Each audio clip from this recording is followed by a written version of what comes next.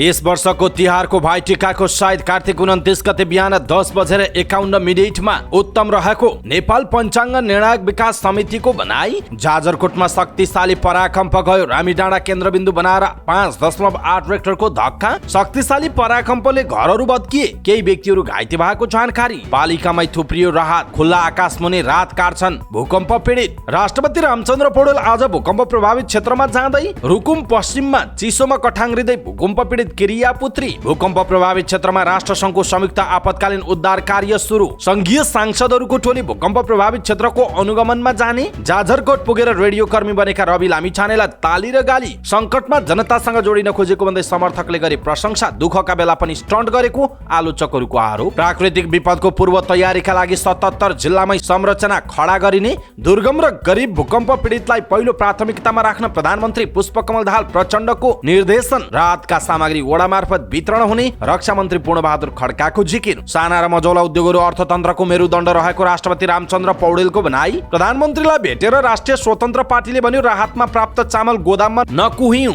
उपप्रधान तथा गृहमन्त्री नारायण काजी श्रेष्ठले आफूलाई भेट समेत नदिएको राष्ट्रिय स्वतन्त्र पार्टीका उपसभापति ढोल प्रसाद अर्यालको गुनासो। प्रशासकहरू मन्त्री र सांसदको स्वागत गरेर बस्दा राहत वितरण प्रभावित भएको उपसभापति अर्यालको भनाई। रासोपाले मधेसमा गर्न लागेको बैठक स्थगित। माओवादीले काठमाडौँमा गर्न लागेको विरोध प्रदर्शन भूकम्पका कारण स्थगित गर्यो। एकीकृत समाजवादीले भूकम्प प्रभावितलाई 25 लाख रुपैयाँ सहयोग गर्ने। राजनीतिक स्वार्थबाट माथि उठेर पिछडिएको वर्गका लागि कानून बनाउनु पर्ने राज्य व्यवस्था तथा सुशासन समितिका सभापति रामहरि खतिवडाको भनाई। प्रदेश प्रहरी ऐन कार्यान्वयनको माग सम्बोधन नभई सिंहदरबारमा अनसनमा बस्ने मधेस प्रदेश सरकारको चेतावनी। प्रहरी समायोजन बारे मधेस प्रदेशले प्रधानमन्त्री प्रचण्डलाई ज्ञापन पत्र बुझाउने। प्रहरी पनि कांग्रेस एमाले र माओवादीका मात्रै रहेछन् भन्दै व्यवसायी दुर्गा प्रसाईको आरोप। गणतन्त्र फ्याँक्न आन्दोलन गर्छु, सरकारले 50 लाख रुपैयाँ दिनुपर्छ भन्दै दुर्गा प्रसाईको स्पष्टीकरण। प्रधानमन्त्रीलाई क्यूआर कोड पठाइसकेको छु, मन्त्री परिषदबाट निर्णय गराएर दिनु पर्यो भन्दै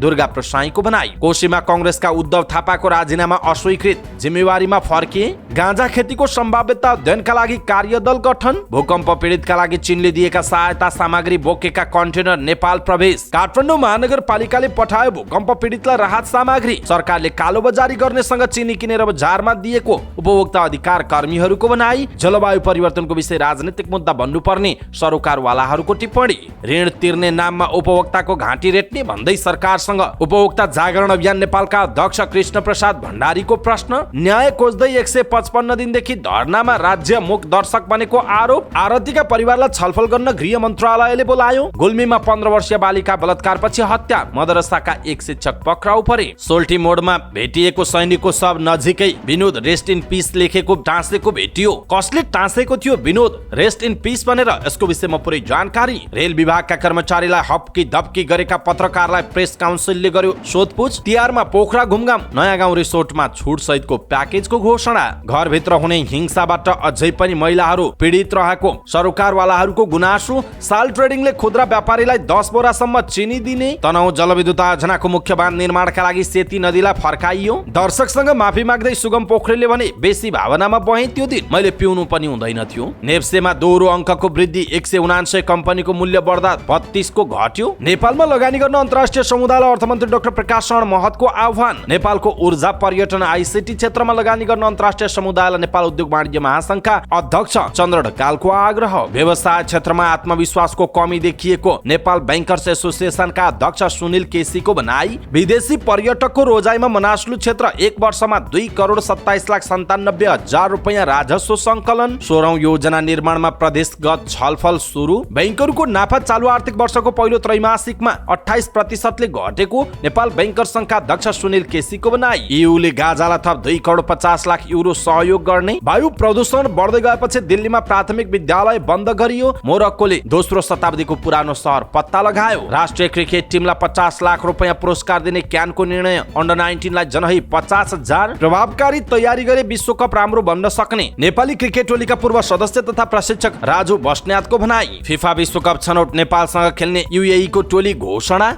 सरकारद्वारा श्रीलङ्काली क्रिकेट बोर्ड निलम्बन। र समाचार पार्टी हेल्थ टिप्स अन्तर्गत आज हामी ओलिभ ओइल स्वास्थ्यका लागि कतिको फाइदा छ अथवा ओलिभ ओइल वास्तवमै स्वास्थ्यवर्धक हो त भन्ने विषयवस्तुमा हेल्थ टिप्स प्रस्तुत गर्छौं। हामीलाई अन्तिमसम्म हेर्नुहोला। दर्शक महानुभाव नमस्कार। समाचारपाटी.com को न्यूज बुलेटिनमा यहाँलाई हार्दिक स्वागत छ। म प्रहलाद चन्द्र घिमिरे। आज मिति विक्रम सम्वत 2080 साल कार्तिक 21 गते मंगलबार ईस्वी सम्वत सन् 2023 नोभेम्बर 7 तारिक। आज कार्तिक कृष्ण दशमी। सदाको चाहिँ आज पनि हामी उपस्थित भएका छौँ। आजका मुख्य समाचार, ब्रेकिङ न्यूज अपडेट लगायत तपाईँलाई काम लाग्ने हेर्नै पर्ने महत्त्वपूर्ण समाचारहरू लिएर हाम्रो मेहनतका लागि यो भिडियोमा एउटा लाइक अवश्य गर्नुहोला। दर्शक महानुभाव, पलपलको न्यूज अपडेट हेर्नका लागि हाम्रो च्यानललाई तपाईँले अहिलेसम्म सब्स्क्राइब गर्नुभएको छैन भने कृपया सब्स्क्राइब गर्नुहोस् अनि नजिकै आउने बेल आइकनलाई क्लिक गर्नुहोला। दैनिक रूपमा हेर्नुहुन्छ भने रेगुलर भनेर लेख्नुहोला। आज पहिलोचोटि हेर्दै हुनुहुन्छ भने फर्स्ट टाइम भनेर लेखिदिनुहोला। देशभित्र हुनुहुन्छ भने अब रहेको गाउँठाउँ सहर जिल्लाको नाम लेख्नुहोला। विदेशमा हुनुहुन्छ भने कुन देशबाट हामीलाई हेरिरहनु भएको छ त्यो कुरा तलको कमेन्ट बक्समा कमेन्ट गर्नुहोला। आउनुहोस् दर्शक महानुभाव, आजका मुख्य समाचारहरू सुरु गरौँ यसपालिको तिहारको सायद सार्वजनिक भएको प्रसङ्गबाट। नेपाल पञ्चाङ्ग निर्णय विकास समितिले यस वर्षको भाइटिकाको उत्तम साइत सार्वजनिक गरेको छ। समितिका अनुसार कार्तिक 29 गते बुधबार बिहान 10:51 भाइटिकाको उत्तम साइत रहेको जनाइएको छ। भाइटिकाका दिनभर दिदीबहिनीका हातबाट टिका लगाउन शुभ रहे पनि साइत खोज्नेका लागि 10:51 को साइत दिएको समितिका कार्यकारी निर्देशक सूर्य प्रसाद ढुङ्गेलले जानकारी दिनुभयो। राज्य सञ्चालकले भने साइतमै टिका लगाउनु पर्ने शास्त्रीय नियम रहेको समितिले जनाएको छ। यस वर्षको यमपञ्चक अर्थात् कार्तिक 25 गते शनिबारदेखि तिहार सुरु हुनेछ। 25 गते काग तिहार परेको छ, 26 गते कुकुर तिहार र लक्ष्मी पूजा, 27 गते गाई तिहार, 28 गते गोवर्धन पूजा महापूजा र 29 गते भाइटिका परेको छ। भाइटिका लगाएपछि तिहारको समापन भएको मानिन्छ। जाजरकोटमा सोमबार फेरि भूकम्प गएको छ। जाजरकोट केन्द्रबिन्दु भएर सोमबार अपराह्न 4:34 अर्को पराकम्प गएको। राष्ट्रिय भूकम्प मापन केन्द्रका अनुसार 5.8 रेक्टर स्केलको भूकम्प गएको। लगत्तै 4:40 मा 4.5 रेक्टरको अर्को पराकम्प गएको छ। यसअघि शुक्रबार राति जाजरकोटको रामी डाँडा नै केन्द्रबिन्दु भएर 6.4 रेक्टरको भूकम्प जाँदा जाजरकोट र रुकुम पश्चिममा गरी 157 जनाको मृत्यु भएको थियो भने 100 घाइते भएका छन्। भौतिक क्षति उत्तिकै भएको छ। यसैबीच जाजरकोटमा सोमबार गएको पराकम्पपछि भेरी नगरपालिकामा धेरै घर भत्किएका छन् भने केही व्यक्तिहरू थप घाइते भएको जनाइएको छ। शुक्रबारको भूकम्पले 12 जनाको मृत्यु भएको भेरी नगरपालिकाको राउत गाउँमा सोमबार फेरि 3वटा घर भत्किएको छ। शुक्रबारको भूकम्पबाट जोगिएका धेरै घर सोमबारको भूकम्पले भत्काएको स्थानीय वीरबहादुर ओलीले जानकारी दिनुभयो। यो भूकम्पले झन् जोखिम बढ्यो, घर नजिक बस्न पनि नसकिने भयो उहाँको भनाइ छ। राउत गाउँमा भूकम्पमा परि 1 जना घाइते भएका छन्। राउत गाउँ वरपरकै गाउँहरू भरावन र गैरी क्षेत्रमा पनि घरहरू भत्किएका छन्। शक्तिशाली पराकम्प आउँदा ठुलो आवाज आउनुका साथै गाउँभरि नै घर भत्किएर धुलो उडेको देखिन्थ्यो। लामो समयसम्म हलायो, पहिले नभत्किएका घरहरू पनि अहिले भत्किए, स्थानीय बलवीर खत्रीले भन्नुभएको छ। जाजरकोटको नलघाट नगरपालिका 2 माझगाउँ टोलका राजकुमार विकको परिवारले 2 रात खुल्ला आकाशमुनि बितायो। शुक्रबार मध्यरातमा आएको भूकम्पले घर भत्कियो। उनीहरूले जसो तसो ज्यानमाने जोगाए। 7 जनाको परिवार शनिबारदेखि बारीको पाटोमा छ। राजकुमारलाई सुत्केरी पत्नी र नवजात शिशुलाई चिसोबाट जोगाउन हम्मे परेको छ। म आरनको काम गर्छु, हँसिया कुटुको दालो बनाउँछु। एक मानव उनीहरूले दिएको खाएर जीविका चलाउने मान्छे हुँ। उनले भने त्रिपाल किन्ने अवस्था मेरो छैन। लगातार 2 रात बारीको पाटामा सुत्दा चिसोले घाँटी दुखेर बोल्न समेत गाह्रो भएको छ। सोमबार रात पाइन्छ कि भनेर सुनेपछि रात मान्ने भनिएको ठाउँमा पुगे। ट्र्याक्टर बिग्रिएर रात आएन छ, आउँछ भन्थे उहाँको भनाइरहेको छ। उहाँ मात्र होइन, जाजरकोटको नलघाट नगरपालिकाका धेरै भूकम्प पीडितले रात पाउन सकिरहेका छैनन्। शुक्रबार मध्यरातमा भूकम्प गएपछि घर बाहिर रहेका उनीहरूले ओतका लागि गतिलो त्रिपाल समेत पाएका छैनन्। घर भत्किएकाहरूको अन्नपात लत्ता कपडा समेत पुरिएको छ। घर पूर्ण रूपमा नभत्किएकाहरू पनि भित्र बस्ने अवस्था छैन। भूकम्पले चिराचिरा परेको घर कति बेला भत्कन्छ भन्ने त्रासका कारण भूकम्प पीडित बाहिर बसेका छन्। भूकम्प गएको भोलिपल्ट बिहान संघीय सरकार, प्रदेश सरकार र स्थानीय सरकारले राहत घोषणा गरेका छन्। कतिपयले ट्रकमा राहत सामग्री लिएर वितरण गर्न जाजरकोट पुगेका छन्, तर धेरै गाउँलेले राहत पाएका छैनन्। केही राहत जिल्ला सदरमुकाम खलङ्गामै थुप्रिएको छ भने पालिकासम्म आइपुगेको राहत पनि वितरण हुन नसकेको बताइएको छ। नलघाट नगरपालिका 2 का वडा सदस्य टिकाराम जयश्रीले राहत वितरण समयमा हुन नसकेको बताउनुभयो। हिजो अस्तिदेखि गर्नु पर्थ्यो, एक द्वार प्रणाली भनेकाले ढिलो भयो जयश्रीले भन्नुभएको छ। नगरपालिकाले सुरु गरेको छ। हाल सरकारले भूकम्प प्रभावित क्षेत्रमा एक द्वार प्रणालीबाट राहत वितरण गर्ने नीति बनाएको छ। राहत लिएर जाने सङ्घ संस्थाले जिल्ला प्रशासन कार्यालय र स्थानीय तहमा जानकारी गराउनुपर्छ। त्यही एकद्वार प्रणालीका कारण पनि भूकम्प प्रभावितलाई राहत दिन ढिलो भएको वडा सदस्य जयश्रीले बताउनुभयो। गाउँभरि घर चर्केका छन्, मान्छेहरू पाल हालेर सडकमा बसेका छन्, खानामा समस्या भइरहेको छ। उहाँले भन्नुभयो बेलैमा दिन पाए राहत हुन्थ्यो। उहाँका अनुसार अहिले गाउँका भूकम्प पीडितले सबैभन्दा धेरै त्रिपाल खोजेका छन्, तर दिन सकिएको छैन। अरूभन्दा पनि पाल चाहियो भन्दैछन्। सुत्केरी महिला छन्, घाइते अपाङ्ग छन्, सबै एउटै हालतमा बसेका छन्। नलघाट नगरपालिका 2 डाँसोरा टोलका रङ्गवीर पुनको 7 जनाको परिवार पनि खुल्ला आकाशमुनि नै बसेको छ। भूकम्पका कारण उहाँको घर चर्किएको छ। घरभित्र राखेको अन्न निकाल्न पनि उहाँले सक्नु भएको छैन। पालको व्यवस्था छैन, पराल राखेर बसेका छौँ, राहत बाँड्ने टोली आएको छैन उहाँको भनाइ छ। नगरगाउँ नगरपालिका 2 का कुशबहादुर ओलीले भूकम्प पीडितका लागि भनेर आएको राहत सामग्री जिल्ला प्रशासन कार्यालय र नगरपालिकामा थुप्रिएको गुनासो गर्नुभएको छ। एकद्वार प्रणाली गर्ने भनेर नगरपालिकामा राहत थन्काएको छ, मान्छेले राहत ल्याएर बाँड्न पाएका छैनन्। एकद्वार भनेको छ, के भनेको छ, जिगज्याग बनाइदिएको छ। उहाँले भन्नुभयो आकाशमा बादल देखिएको र पानी पर्ने सम्भावना भएकाले राहत सामग्री छिटोभन्दा छिटो बाँड्नुपर्ने उहाँको भनाइ छ। यसैबीच नलगाडका मेयर डम्बरबहादुर राउतले भने राहत वितरणमा ढिलाइ नगरेको दावी गर्नुभयो। नगरभित्रका मृतक परिवारलाई चामल, नुन, तेल र ब्ल्याङ्केट तथा सबभन्दा धेरै क्षति भएको वडा नम्बर 1 चिउरी गाउँमा त्रिपाल पठाएको उहाँले बताउनुभयो। मेयर राउतले भन्नुभयो यहाँबाट बाटो लागिसक्यो, घरमा पुगेको छ कि छैन थाहा छैन। वडा नम्बर 2 मा सोमबार आफै गएर राहत बाँडेको भन्दै उहाँले एक द्वारको नाममा ढिलाइ नगरेको बताउनुभयो। जिल्ला प्रशासनले इन्ट्री गरेर हामीलाई पठाउँछ, हामीले इन्ट्री गरेर गाउँमा पठाइहाल्छौँ। उहाँले भन्नुभयो बिहान आएको छ भने दिउँसो पठाइहाल्छौँ र साँझमा आयो भने भोलिपल्ट पठाउँछौँ उहाँको भनाइरहेको छ। दर्शक महानुभाव, खास गरी पालिकामै राहत थुप्रिएको, खुल्ला आकाशमुनि पीडितहरू राहत काटेको भनेर जुन समाचार आएको छ, यहाँहरू कतिपय भूकम्प प्रभावित क्षेत्रमा पुग्नु भएको होला, त्यहाँको वस्तुस्थितिको बारेमा यहाँहरूलाई पनि जानकारी होला अथवा विभिन्न माध्यमबाट यहाँहरूले थाहा पाउनु भएको होला। तपाईँलाई कस्तो लागेको छ आफ्नो कुरा तलको कमेन्ट बक्समा कमेन्ट गर्नुहोला। राष्ट्रपति रामचन्द्र पौडेल आज भूकम्प प्रभावित क्षेत्र जाजरकोट र रुकुम पश्चिम जाने कार्यक्रम छ। गत शुक्रबार राति गएको भूकम्पबाट प्रभावित नागरिकहरूको अवस्था बुझ्न राष्ट्रपति आज त्यस क्षेत्रमा जान लाग्नु भएको राष्ट्रपतिका प्रेस सल्लाहकार किरण पोखरेलले जानकारी दिनुभयो। भूकम्पपछि अवस्था अनुकूल नभएको भन्दै राष्ट्रपति पौडेलले कार्तिक 20 गतेदेखि तय भएको आफ्नो युरोप भ्रमण समेत स्थगित गर्नुभएको छ। प्राकृतिक विपदको बेला राष्ट्रपति विदेश भ्रमणमा जान अनुपयुक्त हुने आवाज उठेपछि पौडेलले युरोप भ्रमण स्थगित गर्नुभएको हो। रुकुम पश्चिमको 8-20 कोट नगरपालिका 14 ज्यामिरकोटका गणेश एमसीले शुक्रबार रातिको भूकम्पमा बुबा गुमाउनु भयो। घरले थिचेको आधा घण्टापछि आमालाई जिउँदै झिक्नुभयो। तान्दा तान्दै बुबाको सास गयो। उहाँले भूकम्पको त्यो रात सम्झिनुभयो। बाबु कुमार महताराको आइतबार भेरी नदीमा अन्त्येष्टि गरेपछि गणेशलाई काज क्रिया गर्ने ठाउँको अभाव भयो। बुबालाई त बचाउन सकिएन, क्रिया बस्नलाई पनि घर भएन। उहाँले भन्नुभयो त्यसपछि सबै कुरा सकिएछ भनेर रोए। गाउँमा सबैजसो घर भत्किएकाले उहाँले खुल्ला ठाउँमा नै क्रिया बस्ने निर्णय गर्नुभयो। पछि छरछिमेकीले जेनतेन गरी बारीमै क्रिया बस्न मिल्ने गरी ओत लाग्ने ठाउँ बनाइदिए। आइतबार बेलुकीदेखि उहाँ बाबुको मृत्यु संस्कार पुर्याउन क्रिया बस्नु भएको छ। क्रिया बस्दा राम्रोसँग ओत लाग्ने पालसम्म छैन। उहाँले भन्नुभयो खानेकुरा पनि छैन।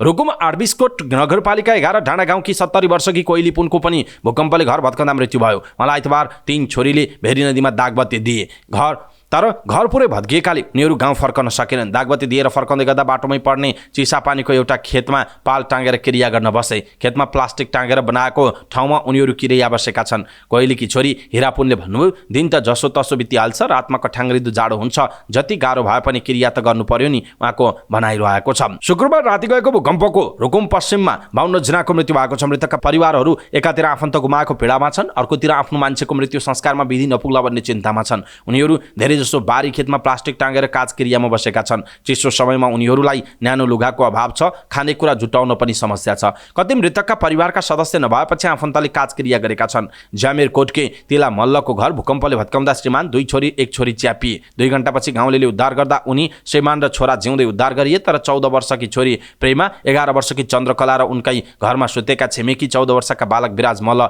मृत फेला परे। उनका श्रीमान गम्भीर घाइते भए। ढुङ्गा माटोले लामो समय च्यापेकाले तिला पनि घाइते छिन्। उनका श्रीमानलाई थप उपचारका लागि सुर्खेतबाट काठमाडौँ लगियो। तिलाका 2 छोरीको क्रियामा 70 वर्षका ससुरा इड्दु मल्ल बस्नु भएको छ। छोरा अस्पतालमा मर्ने र बाँच्ने अवस्थामा छ। उहाँले भन्नुभयो बुहारी पनि ढुङ्गाले च्यापेर घाइते छ। नातिनीको क्रिया गरिदिने अरू नभएपछि म आफै बसेँ, उहाँको भनाइरहेको छ। दर्शक महानुभाव, रुकुम पश्चिममा चिसोमा कठ्याङ्ग्रिँदै भूकम्प पीडित क्रियापत्री आफ्नो संस्कारहरू गरिरहेका छन् भनेर यो समाचार छ। खास गरी अहिले पनि राहतका सामग्रीहरू ठाउँ ठाउँबाट घोषणा भएका छन्। राहतका सामग्रीहरू पठाइरहेको छ। विभिन्न सरकारी गैर सरकारी निकायहरूले राहत वितरण भयो भनेर समाचारहरू पनि आइरहेको छ। तर स्थानीयहरू अझै पनि चिसोमा कठ्याङ्ग्रिँदै क्रिया बसिरहेका छन्। राहतको आशामा खुल्ला आकाशमुनि बसिरहेका छन्। सरकारले अझै जसरी उद्धारको काम तदारुकताका साथ गरेको थियो, राहत वितरण र व्यवस्थापनको काम त्यही अनुसार गर्नु पर्यो भनेर आवाजहरू उठिरहेको छ। दर्शक महानुभाव, यहाँहरू देश तथा विदेशमा हुनुहुन्छ, यसप्रति तपाईँको धारणा के छ? आफ्नो धारणा तलको कमेन्ट बक्समा कमेन्ट गर्नुहोला। नेपाल स्थित संयुक्त राष्ट्रसङ्घले आफ्ना एजेन्सीहरू मार्फत जाजरकोटको भूकम्प प्रभावित क्षेत्रमा संयुक्त रूपमा आपतकालीन उद्धार कार्य सुरु गरेको बताएको छ। राष्ट्रसङ्घको नेपाल स्थित कार्यालयले एक विज्ञप्ति जारी गर्दै आफ्ना एजेन्सीहरू प्रभावित क्षेत्रमा पीडितलाई अस्थायी बास, खाद्यान्न र गैर खाद्य वस्तुहरू उपलब्ध गराउन सरकारलाई सहयोग गरिरहेको बताएको छ। संयुक्त राष्ट्रसङ्घका आवासीय संयोजक तथा मानवीय उद्धार संयोजक हाना सिंह हाम्डीले भूकम्पले प्रभावित क्षेत्रमा पीडितहरूले कठिनाई भोगिरहेको र सरकारले उनीहरूलाई गरिरहेको सहायतामा आफूहरूले पनि सहयोग गरिरहेको बताउनु भएको छ। सरकारले आपतकालीन खोज र उद्धारका कार्यका साथै अति प्रभावकारी काम गरेको छ। भौगोलिक विकटता र परिचालनको कठिन परिस्थितिका बावजुद संयुक्त राष्ट्रसङ्घका एजेन्सीहरू र मानवीय साझेदारहरूले लगभग 3000 घर परिवारमा खाना, बसोबास र स्वास्थ्य सम्बन्धी सहयोग पुर्याएर सरकारलाई सहयोग गरिरहेका छन्। आवासीय संयोजक खनानले भन्नुभएको छ, अहिलेसम्म भूकम्पपछि गएका 382 भन्दा बढी पराकम्पहरूले मानिसहरूलाई रातभर चिसोमा खुल्ला स्थानमा रात कटाउनु पर्ने बाध्यता छ। राष्ट्रसङ्घले संयुक्त राष्ट्रसङ्घको विश्व खाद्य कार्यक्रम WFP ले मानवीय सहयोग संयन्त्र मार्फत सरकार र मानवीय साझेदारहरूलाई सहयोग प्रदान गरिरहेको जनाएको छ। साथै प्रभावित क्षेत्रहरूमा 6 मेट्रिक टन तयारी खाद्यान्न द्रुत रूपमा पठाएको र त्यसबाट भूकम्पपछिका 3 दिनमा 7500 भन्दा बढी पीडितलाई सहयोग पुगेको राष्ट्रसङ्घको दाबी छ। त्यस्तै विश्व स्वास्थ्य संगठन WHO ले प्रभावित क्षेत्रका स्थानीयको स्वास्थ्य सम्बन्धी क्षेत्रमा स्थानीय र सङ्घीय अधिकारीहरूलाई सहयोग गरिरहेको UN ले जनाएको छ। सँगसँगै महत्त्वपूर्ण सहायता प्रदान गर्नका लागि अन्तर एजेन्सी आपतकालीन स्वास्थ्य किटका आधारभूत 2वटा मोड्युलहरूलाई समेत परिचालन गरेको जनाएको छ। त्यस्तै युएनको अर्को एजेन्सी युनिसेफले प्रभावित क्षेत्रहरूमा महत्त्वपूर्ण आपतकालीन आपूर्तिहरू पठाइरहेको र त्यसलाई तुलनात्मक रूपमा कमजोर बालबालिका र परिवारहरूलाई पुर्याउने प्रयास भइरहेको जनाएको छ। आइतबार बिहानसम्म युनिसेफले प्रभावित क्षेत्रमा 1067 सेट त्रिपाल, 1300 कम्मलहरू वितरण गरेको जनाएको छ। साथै थप 3000 सेट त्रिपाल र कम्मल पठाइएको युएनले बताएको छ। त्यस्तै रोगको प्रकोपबाट बच्ने युनिसेफले प्रभावित जिल्लाहरूमा बाल्टिन, मग, पानी शुद्ध पार्ने पियुष र अस्थायी शौचालय आदि उपलब्ध गराउन लागेको युएनले जनाएको छ। प्रभावित समुदायहरूको सुरक्षामा आवश्यकतालाई पहिचान गरेर जनसङ्ख्या कोषले अन्य एजेन्सीहरूको सहकार्यमा सल्लाहकार र समुदायमा आधारित मनोसामाजिक कार्यकर्ताहरू परिचालन गरेको समेत जनाइएको छ।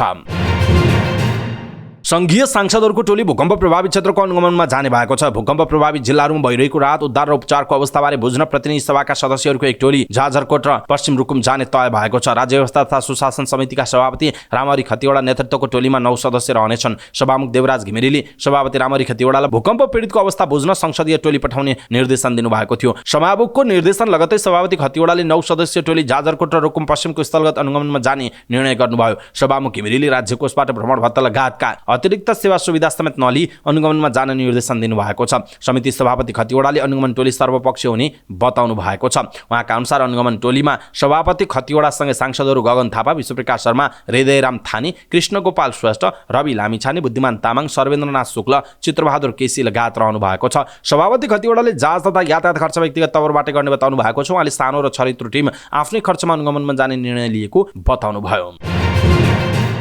जाजरकोट र रुकुम पश्चिममा 3 दिन अघि आएको भूकम्पले व्यापक जनधनको क्षति भएपछि विभिन्न राजनैतिक दलका नेताहरूको त्यहाँ लस्कर लाग्यो। प्रधानमन्त्री पुष्पकमल दाहाल प्रचण्डदेखि राप्रपा प्रवक्ता ज्ञानेन्द्र साईसम्म भूकम्प प्रभावित क्षेत्रमा पुगेर जनतालाई राहत र सान्त्वना दिने प्रयासमा छन्। संसदको कान्छो दल राष्ट्रिय स्वतन्त्र पार्टीले पनि जाजरकोट रुकुममा आफ्नो बलियो उपस्थिति देखाइरहेको छ। सो पार्टीका 2 चिकित्सक नेता डाक्टर मुकुल ढकाल र डाक्टर तोसीमा कार्की घाइतेहरूको उपचारमा समेत संलग्न हुनुहुन्छ। त्यसैगरी पार्टीले विभिन्न राहतका सामग्री पनि वितरण गरिरहेको छ। राष्ट्रपा सभापति तथा पूर्व उप प्रधानमन्त्री रवि लामिछाने पनि अलि पृथक शैलीमा प्रस्तुत हुनुभएको छ। उहाँले त्यहाँ स्थलगत अवलोकन र राहत वितरण मात्र होइन, एउटा रेडियो कार्यक्रम पनि चलाइरहनु भएको छ। आफ्नो पुरानो पेसालाई बेउत्याउँदै उहाँ जाजरकोटको रेडियो पाइला 91.6 मेगाहर्जबाट उहाँ श्रोतामाझ प्रस्तुत हुन थाल्नु भएको छ। सही सूचनाका लागि हेलो रवि उहाँको नारा रहेको छ। भूकम्प आएका दिन रवि पाल्पामा हुनुहुन्थ्यो। पार्टी कार्यक्रमका सिलसिलामा त्यहाँ रहनुभएका उहाँले भूकम्प पश्चात तत्काल सबै कार्यक्रम स्थगित गरेर जाजरकोट पुग्नुभयो। उहाँले पार्टी पङ्क्तिलाई पनि भूकम्प पीडितको उद्धार र राहतमा खटिन अपिल गर्नुभएको थियो। त्यस बमोजिम रासोपाका नेता कार्यकर्ताको ठुलै समूह जाजरकोटमा खटिएको छ। रविले सुरु गरेको रेडियो कार्यक्रमलाई लिएर आम मानिसहरूको मिश्रित प्रतिक्रिया पाइन्छ। समर्थकहरूले सधैँ जस्तो उहाँको वाहवाही गरेका छन्। सङ्कटको क्षणमा जनतासँग जोडिन खोजेको भन्दै प्रशंसा गरेका छन्। आलोचकहरूले भने उनीमाथि विभिन्न प्रश्न उठाएका छन्। दुःखको बेला पनि स्टन्ट गर्न नछोडेको आरोप लगाएका छन्। रविले रेडियो कार्यक्रम चलाउँदा भूकम्प पीडितहरूलाई कसरी सहयोग हुन्छ भन्ने उनीहरूको प्रश्न समेत छ। रविले सामाजिक सञ्जालमा स्ट्याटस लेख्दै आफू 1 FM मा लाइभ आउन लागेको जानकारी गराउनु भएको थियो। त्यसमा उहाँले जाजरकोट भूकम्पबारे सूचना समन्वय र सहयोगका लागि केही दिनका लागि रेडियो कर्मी बन्न लागेको बताउनु भयो। उहाँले भन्नुभयो, मैले विगतमा गरेको जानेको र अहिले आवश्यक एउटा महत्त्वपूर्ण काम भनेको आवाजविहीनको आवाज, आम जनताका पीरमर्का र समस्याहरू सरोकारवालाहरूसम्म पुर्याउने हो। विपदकै बेला यो अझै महत्त्वपूर्ण हुन्छ। तसर्थ जाजरकोट भूकम्पबारे सूचना समन्वय र सहयोगका लागि म केही दिनका लागि जाजरकोटको रेडियो कर्मी बन्दैछु। सबैलाई काम लाग्ने गरी समन्वयमा रहनेछु उहाँको भनाइ छ। रविले घण्टौँसम्म भूकम्प पीडित स्थानीय निकाय सरोकारवालाहरूसँग रेडियो मार्फत कुराकानी गरिरहेको बताइएको छ। उहाँले रेडियो कार्यक्रम चलाउँदा भन्नुभयो, म नागरिकसँग जोडिन चाहन्छु। यसबाट आत्मसन्तुष्टि हुन्छ। आम नागरिकलाई दुःख पर्दा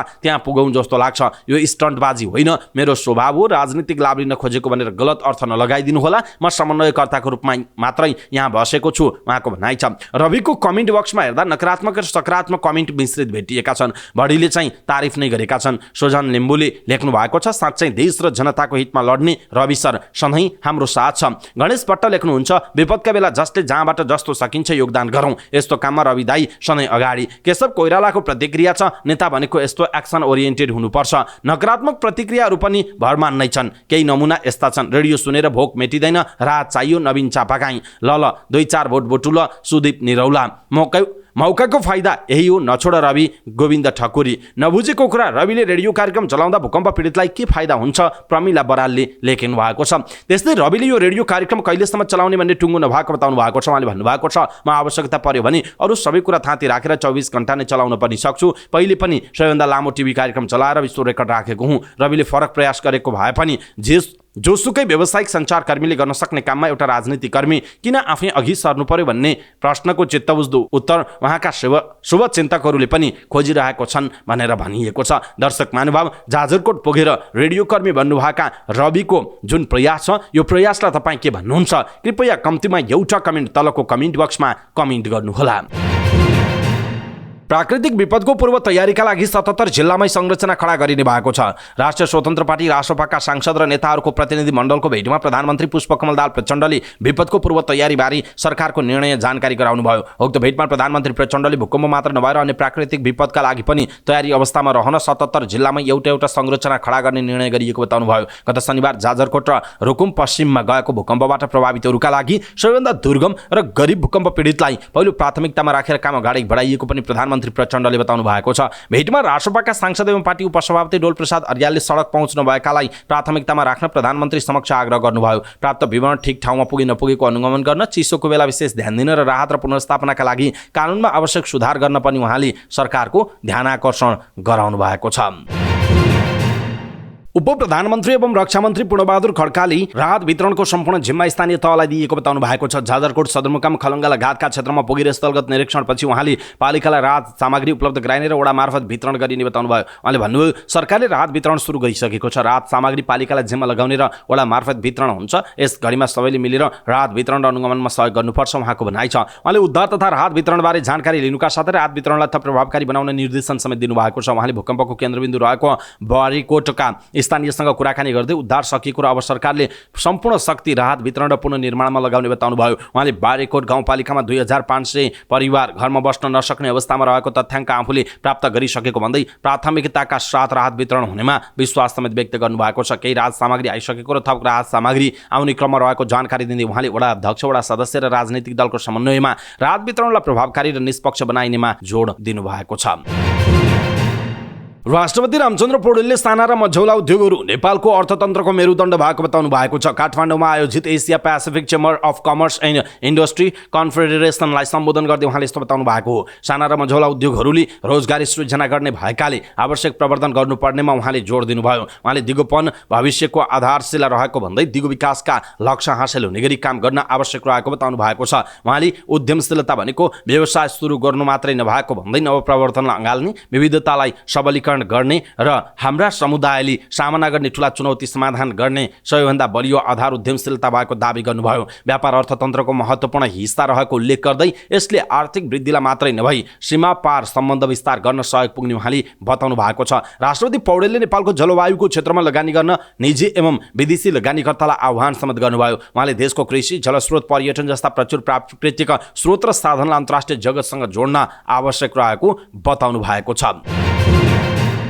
यसैबीच राष्ट्रिय स्वतन्त्र पार्टी रासपाले जाजरकोटको रामीडाँडामा केन्द्रबिन्दु बनाएर गएको भूकम्पबाट प्रभावितहरूको उद्धारमा सरकारले देखाएको तत्परताको प्रशंसा गरेको छ। रासपाका सांसदहरू र नेताहरूको प्रतिनिधि मण्डलले प्रधानमन्त्री तथा मन्त्री परिषदको कार्यालय सिंहदरबारमा प्रधानमन्त्री पुष्पकमल दाहाल प्रचण्डलाई भेटेर तत्परताको प्रशंसा गरेको। भूकम्प प्रभावित क्षेत्रमा राहत वितरणलाई एकरूपता दिई व्यवस्थित गर्न अपनाइएको उद्धार प्रणालीलाई सही रूपमा कार्यान्वयन गर्न पनि सरकारको ध्यान आकर्षण गराएको छ। प्रधानमन्त्रीलाई ज्ञापन पत्र बुझाउँदै रासपाले विगतको अनुभवबाट पाठ सिकेर निर्णय लिन भनेको छ। राज्य सीमित स्रोत संयन्त्र र भौगोलिक अवस्था तथा सम्भावित असुरक्षाबाट जोगिने सर्वसाधारणको मनस्थितिले राहत वितरण चुस्त र सबैसम्म समयमै नपुग्ने गरेको हाम्रो अनुभव रहेको छ। प्रधानमन्त्रीलाई रासपाले बुझाएको ज्ञापन पत्रमा भनिएको छ, विगतमा भए जस्तै राहतमा प्राप्त चामल गोदाममा नकोइउन् र कसैले दोहोरो तेहोरो राहत प्राप्त गर्दै गर्दा कुनै पीडितले राहत पाउने अवस्था नबनोस् भनिएको छ। रासपाले राहत वितरणलाई चुस्त दुरुस्त र प्रभावकारी अपनाउनु पर्ने थप सजगताका लागि विभिन्न सुझावहरू समेत सरकारलाई दिएको छ। यसैबीच राष्ट्रिय स्वतन्त्र पार्टी रासपाका उपसभापति एवं पूर्व मन्त्री ढोलप्रसाद अड्यालले उपप्रधान तथा गृहमन्त्री नारायण काजी श्रेष्ठले आफूलाई भेट्न नदिएको गुनासो गर्नुभएको छ। रुकुम र जाजरकोटको सिडिओहरूले मन्त्री र सांसदहरूलाई मात्रै स्वागत गर्नु गरेपछि भूकम्प पीडितलाई राहत वितरण गर्ने कुरामा समस्या आएको र त्यो समस्या समाधानका लागि सुझाव दिन गृहमन्त्रीलाई भेट्न खोज्दा पनि आफूले नपाएको उहाँको गुनासो छ। संघीय संसद प्रतिनिधि सभा अन्तर्गतको उद्योग तथा वाणिज्य र श्रम तथा उपभोक्ता हित समितिको बैठकमा बोल्दै उपसभापति अड्यालले मन्त्री र सांसदहरूलाई स्वागत गर्न 2 जना सहसचिव पठाएर भए पनि भूकम्प पीडितलाई राहत दिने काममा सिडिओहरूलाई लगाउन पनि सरकारलाई सचेत गराउनु भयो। उहाँले सरकार आम उपभोक्ताको हितका लागि जिम्मेवार नभएको आरोप पनि पटक पटक लगाउनु भएको छ। उहाँले भन्नुभयो, रुकुम र जाजरकोटमा भूकम्प गयो, सिडिओ साहेबहरू चाहिँ संघीय माननीय र मन्त्रीहरू अनि प्रदेशमा माननीय र मन्त्रीहरू स्वागत र सत्कारमा व्यस्त भएर त्यहाँ जम्मा भएको राहत वितरणमा समस्या आयो भनेर गुनासो छ भने हामी कतातिर गइरहेका छौँ भन्ने कुरा चाहिँ यसले पनि देखायो। मैले गृहमन्त्रीज्यूलाई भेटेर तुरुन्त तपाईँले यो काठमाडौँबाट 2 जना सहसचिवहरू पठाइदिनु स्वागत गर्नका लागि, त्यहाँ बसेर उहाँहरूले स्वागत गर्नुहुन्छ तर सिडिओहरूलाई चाहिँ काम गर्न लगाउनुहोस् भन्न गएको, तर उहाँले भेट्न समय नै दिनु भएन। अब ठिकै छ भन्न गएको, भेट्न पाइएन, अब के गर्नु उहाँको भनाइ छ। बैठकमा बोल्दै सत्तारूढ नेपाली कांग्रेसका सांसद रमा कोइराला पौड्यालले सरकार जिम्मेवार नभएकाले मूल्यवृद्धि नियन्त्रण गर्न नसकेको बताउनु भयो। उहाँले संसदीय समितिले यस अघिको बैठकमा मात्र चिनी लगायतका अति आवश्यक वस्तुहरूको सहज ढङ्गले आवश्यक व्यवस्था मिलाउन निर्देशन दिए पनि सरकारले सो अनुसार काम नगरेको स्मरण गर्नुभयो। एमाले सांसद हेमराज राईले मुलुक कमिसन तन्त्रको घुसखोरी कालोबजारीको र अराजकताको एउटा ठूलो भुमरीभित्र प्रवेश गरेको जस्तो अनुभूति आफूले गरेको बताउनु भयो। सरकार र सरकारी निकायलाई जति अनुगमन गरे पनि उसले इमानदार ढङ्गले काम नगरेकाले उपभोक्ताहरू मारमा पर्नु परेको उहाँको निष्कर्ष रहेको छ। राष्ट्रिय स्वतन्त्र पार्टीले मधेसमा गर्न लागेको केन्द्रीय समिति र संसदीय दलको बैठक स्थगित गरेको छ। पार्टी संयन्त्र भूकम्प पीडितको उद्धार तथा राहतमा संलग्न रहेकाले बैठक स्थगित गरिएको सहमहामन्त्री कविन्द्र बुर्लाकोटीले जानकारी दिनुभयो। कार्तिकको 22 र 23 गतेका लागि मधेसमा केन्द्रीय समिति र संसदीय दलको बैठक बस्ने निर्णय पार्टीले गरेको थियो। अर्को बैठकमा छठपछि बस्ने रासपाले जनाएको छ। धेरै नेताहरू प्रभावित स्थानमा खटिनु भएको छ। राहत उद्धार र औषधि व्यवस्थापनका लागि पार्टीका नेता कार्यकर्ता लागिरहनु भएको छ। सहमहामन्त्री बुर्लाकोटीले भन्नुभयो, महोत्तरीमा बैठक गर्ने गरी पार्टीले तयारी गरिरहेका बेला जाजरकोट र पश्चिम रुकुममा भूकम्पले मानवीय तथा भौतिक क्षति पुर्याएपछि बैठक स्थगित गरिएको। बैठक छठपछि मात्रै बस्ने रासपाले जनाएको छ। नेकपा माओवादी केन्द्रले गणतन्त्र र संघीयता विरोधीहरूको विरुद्ध मक्सिर 22 गतेका लागि घोषणा गरेको काठमाडौँको जनप्रदर्शन स्थगित गरेको छ। भूकम्पका कारण काठमाडौँमा हुने भनिएको जनप्रदर्शन स्थगित भएको माओवादी केन्द्रले जनाएको छ। सरकारको नेतृत्व गरेर सडक आन्दोलन घोषणा गरेकोमा आलोचना भइरहेका बेला माओवादीले भूकम्प लगायतका कारण तत्कालका लागि यो कार्यक्रम स्थगित गरेको छ। काठमाडौँ बाहेक अन्य स्थानमा पनि प्रदर्शन यथावत रहेको माओवादी प्रवक्ता अग्नि सापकोटाले बताउनुभयो। सापकोटाले वडा र स्थानीय तहका कार्यक्रम भने यथावत रहने बताउनु भएको छ। नेकपा एकीकृत समाजवादीले जाजरकोट र पश्चिम रुकुमका भूकम्प पीडितहरूलाई 25 लाख रुपियाँ सहयोग गर्ने भएको छ। नेकपा एकीकृत समाजवादीको सचिवालयको बैठकले केही दिन अघि जाजरकोट र पश्चिम रुकुममा गएको भूकम्पबाट प्रभावितहरूलाई 25 लाख रुपियाँ सहयोग गर्ने निर्णय गरेको। बैठकपछि सञ्चारकर्मीहरूसँग कुराकानी गर्दै पार्टीका प्रवक्ता जगन्नाथ खतिवडाले सोरकम पार्टी कार्यकर्ताहरूबाट सङ्कलन गरेर सरकारको कोषमा जम्मा गर्ने जानकारी दिनुभयो। त्यसका लागि पार्टीका संघीय सरकार र प्रदेश सरकारका मन्त्रीहरू, सांसद र जनप्रतिनिधि एवं राजनीतिक नियुक्तिमा जानुभएका व्यक्तिबाट 15 दिनको पारिश्रमिक जम्मा गर्ने उहाँले बताउनु भएको छ। बैठकले भूकम्प प्रभावित स्थानमा उद्धार राहत पुनर्स्थापनाको काममा सहयोग सहकारी र अनुगमनका लागि कार्यदल पनि गठन गरेको छ। प्रवक्ता खतिवडाका अनुसार सो कार्यदलको संयोजकमा पार्टीका उपमहासचिव तथा भौतिक पूर्वाधार तथा यातायात मन्त्री प्रकाश ज्वाला रहनु भएको छ। सदस्यहरूमा भौतिक पूर्वाधार तथा यातायात राज्य मन्त्री नन्दा चपाई, सांसद अमरबहादुर थापा, धनबहादुर बुढा, प्रदेश सांसद कल्याणी खड्का र पार्टीका प्रदेश सचिव कृष्ण विसी, खगेन्द्र प्रकाश पुरी र पश्चिम रुकुम र जाजरकोट जिल्लाका पार्टी अध्यक्षहरू रहनु भएको उहाँले जानकारी दिनुभएको छ। बैठकले पार्टीको महाधिवेशन माघ महिनामा काठमाडौँमा गर्ने तय भएको छ। प्रवक्ता खतिवडाले आज पार्टी अध्यक्ष माधुका नेपाल लगायत 15 सदस्यीय टोली चिनिया कम्युनिस्ट पार्टीको निमन्त्रणामा चीन भ्रमणमा जाने जानकारी दिनुभयो। राज्य व्यवस्था तथा सुशासन समितिका सभापति रामरी खतिवड़ाले कानुन बनाउँदा राजनीतिक स्वार्थबाट माथि उठेर बनाउनु पर्ने बताउनु भएको छ। महिला र बालबालिकाको पञ्जीकरणमा पहुँच र अवसर चुनौती विषय कार्यक्रममा बोल्दै उहाँले समाजबाट पछाडि परेका पहुँच नभएकाहरूका लागि कानुन बनाउनु पर्ने भन्दै कानुन बनाउँदा जाति वर्ग र राजनीतिक स्वार्थबाट माथि उठेर बनाउनु पर्ने बताउनु भयो। उहाँले भन्नुभयो जो समाजबाट पछाडि परेको छ, जसको पहुँच छैन, तिनका लागि कानुन बनाउने हो। यसका लागि कुनै पनि पार्टीको, जातिको, वर्गको, धर्म, लिङ्ग र सम्प्रदायको नबनिकन स्वार्थबाट माथि उठेर कानुन बनाउनु पर्छ उहाँको भनाइ छ। उहाँले सबै मन्त्रालय, राज्य व्यवस्था तथा सुशासन समिति अन्तर्गत पर्ने भएकाले अप्ठ्यारो परेको बेला समितिको ढोका ढोक्याउन आग्रह गर्नुभयो। उहाँले भन्नुभयो म जहाँ छु राज्य व्यवस्था सुशासन समितिमा सबै मन्त्रालय यही अन्तर्गत पर्दछ, त्यसैले अनुरोध गर्दछु समस्या परेको बेला हाम्रो ढोका ढोक्याउन आइदिनुहोस्। सभापति खतिवड़ाले सबै संसदीय समितिलाई यसै गरी सरकारसँग समन्वय गरेर पिछडिएको वर्गलाई कानुनी रूपमा व्यवस्था मिलाउनु पर्ने धारणा पनि व्यक्त गर्नुभयो। मध्य प्रदेश सरकारले सर्वदलीय बैठक सम्पन्न गरेको छ। मुख्यमन्त्री कार्यालयमा बसेको बैठकमा विभिन्न 4वटा कुरामा छलफल भएको मध्य प्रदेशका गृह तथा सञ्चार तथा कानुन मन्त्री मोहम्मद शमीमले बताउनु भएको छ। बैठक पश्चात सञ्चारकर्मीहरूसँग कुराकानी गर्दै मन्त्री शमीमले काठमाडौँ गएर प्रधानमन्त्री पुष्पकमल दाहाल प्रचण्डलाई ज्ञापन पत्र बुझाउने बारे छलफल भएको जानकारी दिनुभयो। उहाँले प्रदेश निजामती ऐन, प्रहरी समायोजन, गुठी र वन सम्बन्धी विषयमा प्रधानमन्त्री पुष्पकमल दाहाल प्रचण्डलाई ज्ञापन पत्र बुझाउने निर्णय भएको बताउनुभयो। उहाँले प्रधानमन्त्री दाहाललाई ज्ञापन पत्र मार्फत मागहरू पूरा गर्ने अल्टिमेटम दिने र उक्त अवधिमा माग पूरा नभई मुख्यमन्त्री सहित प्रदेशका मन्त्री काठमाडौँमा धरना बस्ने निर्णय भएको बताउनुभयो। उक्त विषयमा 22 गते पत्रकार सम्मेलन मार्फत थप जानकारी दिने सर्वदलीय बैठकबाट निर्णय भएको जनाइएको छ। व्यवसायी दुर्गा प्रसाईले गणतन्त्र उल्ट्याउने एजेन्डा सहितको आन्दोलनको कार्यक्रम घोषणा गर्नुभएको छ। मक्सिर 7बाट सुरु गर्ने नागरिक मुक्ति आन्दोलनले वार्की पार गर्ने उहाँको दाबी छ। भक्तपुर स्थित आफ्नै निवासमा युट्युबरहरू भेला गरेर उहाँले आन्दोलनको घोषणा गर्नुभयो। आफ्नो आन्दोलनलाई प्रधानमन्त्री र सबै दलका नेताहरूले आर्थिक सहयोग गर्नुपर्ने उहाँको माग छ। प्रसाईले भन्नुभयो मैले प्रधानमन्त्रीलाई QR कोड पठाएको छु। गणतन्त्र फ्याँक्न मन्त्री परिषदबाट निर्णय गराएर 50 लाख उपलब्ध गराउन भनेको छु। उहाँ मनको कमजोर हुनुहुन्छ, पक्कै दिनुहुन्छ उहाँले भन्नुभएको छ। एमाले अध्यक्ष केपी शर्मा ओली र दलका नेताहरूसँग पनि पैसा माग्ने उहाँले बताउनु भएको छ। ओली हजुरबुवासँग पनि 50 लाख रुपियाँ माग्छु, शेरबहादुरसँग पनि माग्छु, रवि लामिछानेले 5 लाख मात्रै दिँदा हुन्छ, उहाँले धेरै कमाउनु भ्याउनु भएको छैन, मेरो नेतृत्वमा गणतन्त्र उल्टिन्छ प्रसाईले भन्नुभएको छ। उहाँले 20 लाखभन्दा मुनिको ऋण मिनाहा गर्नुपर्ने माग राख्नु भएको छ। त्यस्तै राइट टु रिजेक्ट र नो भोटको व्यवस्था लागू गर्नुपर्ने, उच्च पदस्थको सम्पत्ति छानबिन गर्नुपर्ने, प्रदेश संरचना खारेज गर्नुपर्ने माग पनि उहाँको अभियानले अगाडि सारेको छ। व्यवस्था परिवर्तन नभएसम्म लघुवित्त र सहकारीको पैसा अहिले नतिर्न उहाँले उर्दी जारी गर्नु भएको छ। प्रसाईले भन्नुभयो लघुवित्त र सहकारीको पैसा अहिले नतिर्नुहोस्, पहिले आन्दोलन सफल पारौँ, व्यवस्था परिवर्तन गरौँ, त्यसपछि देशका लागि के गर्नुपर्छ सल्लाह गरौँला। अहिले चाहिँ 20 लाख भन्दा मुनिको गरिबको ऋण मिनाहा गर्नुपर्छ। प्रसाई सरकार र राजनीतिक दलहरूमाथि खनिनु भएको थियो। खास गरी एमाले र यसका अध्यक्ष केपी शर्मा ओली विरुद्ध उहाँ बढी केन्द्रित हुनुभयो। देशका समस्याहरू बिर्सेर ओली मोबाइलमा PUBG खेलेर बस्ने गरेको उहाँको आरोप छ। हिजो साइबर ब्युरोले बोलाएको प्रसङ्गमा उहाँले प्रहरी पनि कांग्रेस एमाले बनेको टिप्पणी गर्नुभएको छ। प्रहरीले मलाई दुर्गाजी हाम्रो पनि इज्जत राखिदिनुहोस् भने, हामीलाई एमालेको ठुलो दबाब छ भन्ने कुरा उनीहरूको थियो। मैले तपाईँहरू एमालेको पुलिस हो भनेर सोधेँ, पक्रिनुहुन्छ, म आएको छु, पक्रिनुहोस् भनेर चुनौती पनि दिएर आएँ, प्रसाईले सुनाउनु भयो। सबैलाई गाली गर्नुभएका उहाँले युट्युबरहरूको पनि उच्च प्रशंसा गर्नुभयो। पुलिस, पत्रकार, कर्मचारी सबै कांग्रेस एमाले माओवादी हुँदा रहेछन्, पत्रकार पनि कांग्रेस माओवादी एमाले हुन्छ। यस्तो देशमा तपाईँहरूको उदय हुँदैन त युट्युबर साथीहरूको, तपाईँहरू त कांग्रेस एमाले होइन राष्ट्रवादी हो, त्यही भएर तपाईँहरूको सङ्गत गरेको हुँ उहाँले भन्नुभएको छ। आफ्नो आन्दोलनलाई युट्युबरहरूले पनि 100 रुपियाँ दिन उहाँले आग्रह गर्नुभएको छ। नेपाली कांग्रेस कोशी प्रदेश संसदीय दलका नेता उद्धव थापाको राजीनामा अस्वीकृत गर्ने निर्णय गरेको छ। सोमबार बसेको संसदीय दलको बैठकले उहाँले दिएको राजीनामा अस्वीकृत गर्ने निर्णय गरेको दलको निर्णयपछि थापा पुरानै जिम्मेवारीमा फर्किनु भएको छ। संसदीय दलको बैठकमा मुख्यमन्त्री केदार कार्कीले पनि थापालाई राजीनामा फिर्ता लिएर जिम्मेवारीमा फर्कन आग्रह गर्नुभयो। दलको बैठकपछि थापाले आफू जिम्मेवारीमा फर्किएको बताउनुभयो। राजनीतिक ट्र्याकमा आएका कारण सबै आफ्नो जिम्मेवारीमा फर्कने उहाँले बताउनु भएको छ। बैठकले यसअघि राजीनामा दिनुभएका उपनेता हिमाल कार्की र प्रमुख सचेतक भूपेन्द्र राईलाई पनि जिम्मेवारीमा फर्कन आग्रह गरेको थियो। उनीहरू पनि जिम्मेवारीमा फर्कने थापाले बताउनुभयो। प्रदेश प्रमुखले संविधानको धारा 168 को 5 अनुसार सरकार गठनको आह्वान गरेपछि सत्तारूढ गठबन्धनले प्रदेशको मुख्यमन्त्रीमा माओवादी केन्द्रका इन्द्रबहादुर आङ्बोलाई अगाडि सार्ने निर्णय गरेको थियो। तर कांग्रेसका 8 जना सांसद सहित विद्रोह गर्दै केदार कार्की असोज 27 मा एमालेको समर्थनमा मुख्यमन्त्री बन्नुभयो। पार्टीको निर्णय कार्यान्वयन गर्न नसकेको भन्दै थापाले नैतिकताका आधारमा असोज 28 मा दलको नेताबाट राजीनामा दिनुभयो। केन्द्रीय नेतृत्वको आग्रह र दलको बैठकको निर्णयपछि जिम्मेवारीमा फर्किएको उहाँले बताउनुभयो।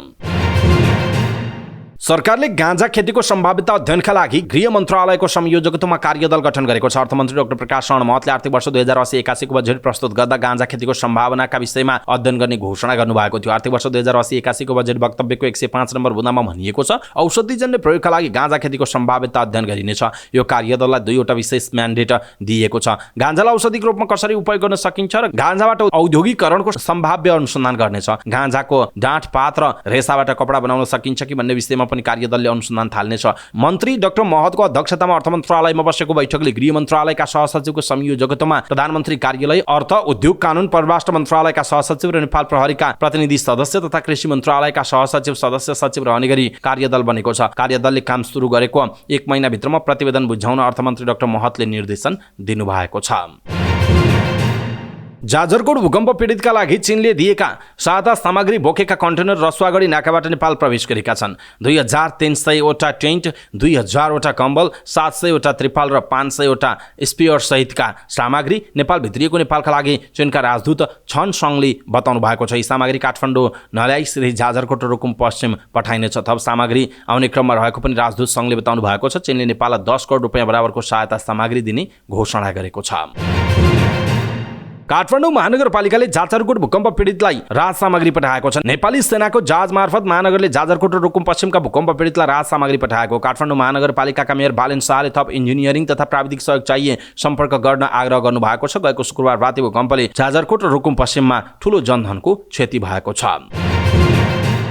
कालोबजारी गर्ने उद्योगीहरूसँग सरकारले चिनी खरिद गरेर बजारमा दिएको उपभोक्ता कर्मीहरूले आरोप लगाएका छन्। प्रतिनिधि सभा अन्तर्गतको उद्योग तथा वाणिज्य र श्रम तथा उपभोक्ता हित समितिको बैठकमा बोल्दै उपभोक्ता अधिकार कर्मीहरूले यस्तो आरोप लगाएका हुन्। उनीहरूले सरकारले उपभोक्ता हितका लागि भन्दा पनि कालोबजारी गर्ने व्यापारीहरूको संरक्षणका लागि काम गरेको बताए। उनीहरूले वर्तमान सरकारले उपभोक्तावादी संस्थाहरूले भनेको नमान्दा चाडपर्वमा जनताले चिनीको समस्या भोग्नु परेको बताएका छन्। उपभोक्ता कर्मीहरूले सरकारले G2G मार्फत चिनी ल्याउने निर्णय गरेसँगै कालोबजारीका लागि राखिएका चिनी बजारमा आउन थालेको बताउनुभयो। उनीहरूले खुल्ला अर्थव्यवस्था र अर्थनीति भने पनि बजार छाडा भएको भन्दै बजार मूल्य निर्धारण गर्न आवश्यक रहेको बताएका छन्। राष्ट्रिय उपभोक्ता मञ्चका अध्यक्ष प्रेमलाल महर्जनले सरकारले कालोबजारी गरेर 165 रुपियाँमा चिनी बेच्ने व्यापारीहरूलाई चाकडी गर्ने काम गरेको बताउनुभयो। उहाँले वर्तमान सरकारको काम लोक कल्याणकारी राज्य स्थापनाका लागि नभएको बताउनुभयो। अध्यक्ष महर्जनले सरकारको काम केही कालोबजारीहरूको संरक्षण, तस्करीहरूसँगको मिलाउने र केही बिचौलियाहरूलाई साथ दिने मात्र रहेको आरोप लगाउनुभयो। उहाँले वाणिज्य विभाग र उद्योग मन्त्रालयसँग सहमति लिएर तराईका केही उद्योगमा अनुगमन गर्न जाँदा उद्योगहरूमा चिनी एक दाना नहुने तर काठमाडौँमा आउँदा त्यही उद्योगमा हजारौं किलो चिनी बजारमा आएको बताउनुभयो। उहाँले सरकारले कालोबजारी गर्नेहरूसँगै चिनी लिएर सरकारले बजारमा दिएको बताउनु भएको छ। उहाँले सरकारले चिनी कालोबजारी गर्ने 10 जना व्यापारीको नाम टिपेर दिँदा समेत कारबाही गर्न नसकेको बताउनु भयो। बैठकमा उपभोक्ता जागरण अभियानका अध्यक्ष कृष्ण प्रसाद भण्डारीले बजारमा चिनी अभाव हुँदा कालोबजारीका लागि गोदाममा चिनी राख्ने व्यापारीलाई सरकारले कारबाही गर्न नसकेको बताउनु भयो। उहाँले सरकारले 25,000 मेट्रिक टन रातारात G2G गरेर चिनी ल्याउन लाग्दा उद्योगीहरूको गोदामबाट 160 रुपियाँ केजीको चिनी 90 रुपियाँमा बजारमा आउने वातावरण बनेको बताउनु भयो। उहाँले सरकारले चाडपर्व आउनुभन्दा 3 महिना अगाडि बजारलाई हस्तक्षेप गर्न आवश्यक रहेको बताउनु भयो। उहाँले सरकारले समयमा नै बजार हस्तक्षेप गर्न छोडेर नाम मात्रको सुपथ मूल्य पसल सञ्चालन गरेको बताउनु भयो। बैठकमा उपभोक्ता अधिकार अनुसन्धान मञ्चका अध्यक्ष माधव तिमिल सिन्हाले उपभोक्ताहरूको हित, वस्तुको गुणस्तर र मूल्यका विषयमा गुनासो सुन्नका निम्ति सरकारले एकीकृत सुनवाई केन्द्रको स्थापना गर्न आवश्यक रहेको बताउनु भयो। उहाँले सरकारले विभिन्न नम्बरमा गुनासो गर्न भने पनि सबैलाई जानकारी नहुने बताउनु भयो। अध्यक्ष तिमिल सिन्हाले मूल्य, गुणस्तर, नापतौल, औषधि, कृषि लगायतका विषयमा उजुरी, गुनासो र सल्लाह सुझाव सुन्नका लागि पनि समितिले एकीकृत सुनवाई केन्द्रको स्थापना गर्नका लागि नियम कानुन बनाउने काम गर्न सुझाव दिनुभयो। उहाँले उपभोक्ता हित र स्वच्छ बजार कायम गर्नका निम्ति बजारमा हुने अधिकार, व्यापारीहरूको क्रियाकलाप नियन्त्रण गर्नका लागि तिनै तहका सरकार र मातहतका निकायहरू समन्वय गर्न आवश्यक रहेको बताउनु भयो। उहाँले मुलुकको खुल्ला अर्थव्यवस्था, अर्थनीति भए पनि बजारमा वस्तुहरूको मूल्य तोक्ने विषयमा पनि समितिले पहल गर्न आवश्यक रहेको बताउनु भयो। उहाँले बजार छाडा रहेकाले सरकारले बजारको मूल्य तोक्नु पर्ने बताउनु भएको छ। उहाँले नेपालमा समय समयमा विभिन्न वस्तुहरूमा आउने समस्या दीर्घकालीन रूपमा समाधान हुने गरी एकीकृत उपभोक्ता नीति बनाउन पहल गर्नुपर्ने बताउनु भयो। उहाँले बजारको व्यथिति नियन्त्रण गर्न सबैले अनुभूति गराउने हो भने आपूर्ति व्यवस्था सहज बनाउनु पर्ने बताउनु भएको छ। सरकारवालाहरूले जलवायु परिवर्तनको विषय राजनैतिक मुद्दा बनाउनु पर्नेमा जोड दिएका छन्। जलवायु परिवर्तनजन्य विपदले विभिन्न क्षेत्रमा ठूलो असर पुर्याइराखेको भए पनि राज्यको प्राथमिकतामा पर्न नसकेको भन्दै उनीहरूले यसलाई राजनैतिक मुद्दा बनाउनु पर्नेमा जोड दिएका हुन्। काठमाडौँमा आयोजित कार्यक्रममा गैर सरकारी संस्था महासङ्घका महासचिव अर्जुन भट्टराईले जलवायु परिवर्तनको मुद्दा जनता, राजनीतिक दल र सरकारको समेत प्राथमिकतामा पर्न नसकेको गुनासो गर्नुभयो। उहाँले दिगो विकास र जलवायु परिवर्तनको विषय UN र गैर सरकारी संस्थाहरूको मात्रै हो भन्ने बुझाइ नै गलत भएको टिप्पणी गर्नुभयो। स्थानीय तह तथा समुदायमा जलवायु परिवर्तनको असर न्यूनीकरण गर्ने स्रोत कम्तीमा 40% पुर्याउनु पर्नेमा 20% भन्दा बढी पुग्न नसकेको तर्फ पनि उहाँले सरकारको ध्यान आकर्षण गराउनुभयो। उहाँले केन्द्रमा बनेका नीतिहरू स्थानीय तहमा कार्यान्वयन हुन नसकेको पनि उल्लेख गर्नुभयो। जलवायु परिवर्तनको विषयलाई सरकारले राजनीतिक मुद्दाको रूपमा अगाडि बढाएर विद्यमान जलवायु सम्बन्धी नीतिहरूको अचरस पालना गराउने तर्फ अगाडि बढ्नु पर्नेमा जोड दिनु भएको छ। अन्तर्राष्ट्रिय गैर सरकारी संस्था महासङ्घका अध्यक्ष भगवान श्रेष्ठले गैर सरकारी संस्थाहरूले जलवायु परिवर्तनको विषयमा तिनै तहका सरकारसँग मिलेर काम गरिरहेको बताउनुभयो। स्थानीय तहसम्म पुगेर समुदायका समस्या र आवश्यकतामा ती संस्थाले काम गरिरहेकाले सरकारको समन्वय, सहकार र समन्वय आवश्यक रहेको बताउनुभयो। त्यसै जलवायु सम्बन्धी नीति तथा पैरवी विज्ञ प्रताप महर्जनले राष्ट्रिय योजना आयोगले बनाउन लागेको 16औं योजनामा जलवायु परिवर्तन सम्बन्धी मुद्दालाई प्राथमिकता दिनुपर्ने आवश्यकता ल्याउनुभयो। विश्वको ध्यान तान्नका लागि पहिला नेपाल सरकारले नै जलवायु परिवर्तनको असर न्यूनीकरण गर्ने विषयलाई प्राथमिकतामा राख्नुपर्ने बताउनुभयो। जलवायु परिवर्तनको नाममा आएका सहयोग र कोषहरूको कार्यान्वयनका लागि प्राथमिकता र क्षेत्र स्पष्ट हुनुपर्नेमा उहाँले जोड दिनुभयो। त्यसैगरी कोष परिचालनको तथ्याङ्क पनि राखिनुपर्नेमा उहाँको भनाइ छ। त्यसैगरी अर्का विज्ञ सुधा खड्काले वर्षमा एक पटक कोपको सन्दर्भमा मात्रै जलवायु परिवर्तनको कुरा गर्ने प्रवृत्तिको अन्त्य हुनुपर्ने धारणा व्यक्त गर्नुभयो। जलवायु परिवर्तन र जलवायुजन्य विपदबाट हुने क्षति न्यूनीकरण तथा अनुकूलनका विषयलाई सरकारले सधैँ प्राथमिकतामा राख्नुपर्नेमा उहाँले जोड दिनुभयो। संयुक्त राष्ट्रसङ्घका महासचिवको नेपाल भ्रमण र जलवायु परिवर्तनका कारण नेपालले बेहोर्नु परेको असरका बारेमा उहाँ मार्फत विश्व सामु पुगेको सन्देश नै नेपाल र नेपालीहरूका लागि ठूलो अवसर भएको उहाँको भनाइ छ। त्यसै अवसरमा अब नेपालले विश्व सामु आफ्नो सरोकार र अडानलाई विशेष प्राथमिकताका साथ राख्नुपर्नेमा उहाँले जोड दिनुभयो। त्यसैगरी जलवायु अभियन्ता सनौत अधिकारीले नेपालमा पछिल्लो 10 वर्षमा जलवायु परिवर्तनको कारण 70% पानीका मुहानहरू सुकेको अध्ययनहरूले देखाएको बताउनुभयो। सो अध्ययनका आधारमा अबको 15 देखि 20 वर्षपछि मध्य पहाडी क्षेत्रमा पानीका मुहानहरू सुक्ने अवस्था कहाँले लाग्दो हुने प्रक्षेपण गर्न सकिने भन्दै त्यसतर्फ समयमै गम्भीर हुनुपर्नेमा जोड दिनुभएको छ। कार्यक्रमका सहभागीहरूले सन् 2027 सम्म जलवायु परिवर्तनको असर न्यूनीकरण गर्न सरकार र गैर सरकारी संस्थाहरूबाट के काम भयो भन्ने अध्ययन गर्नुपर्ने आवश्यकता औल्याएका छन्।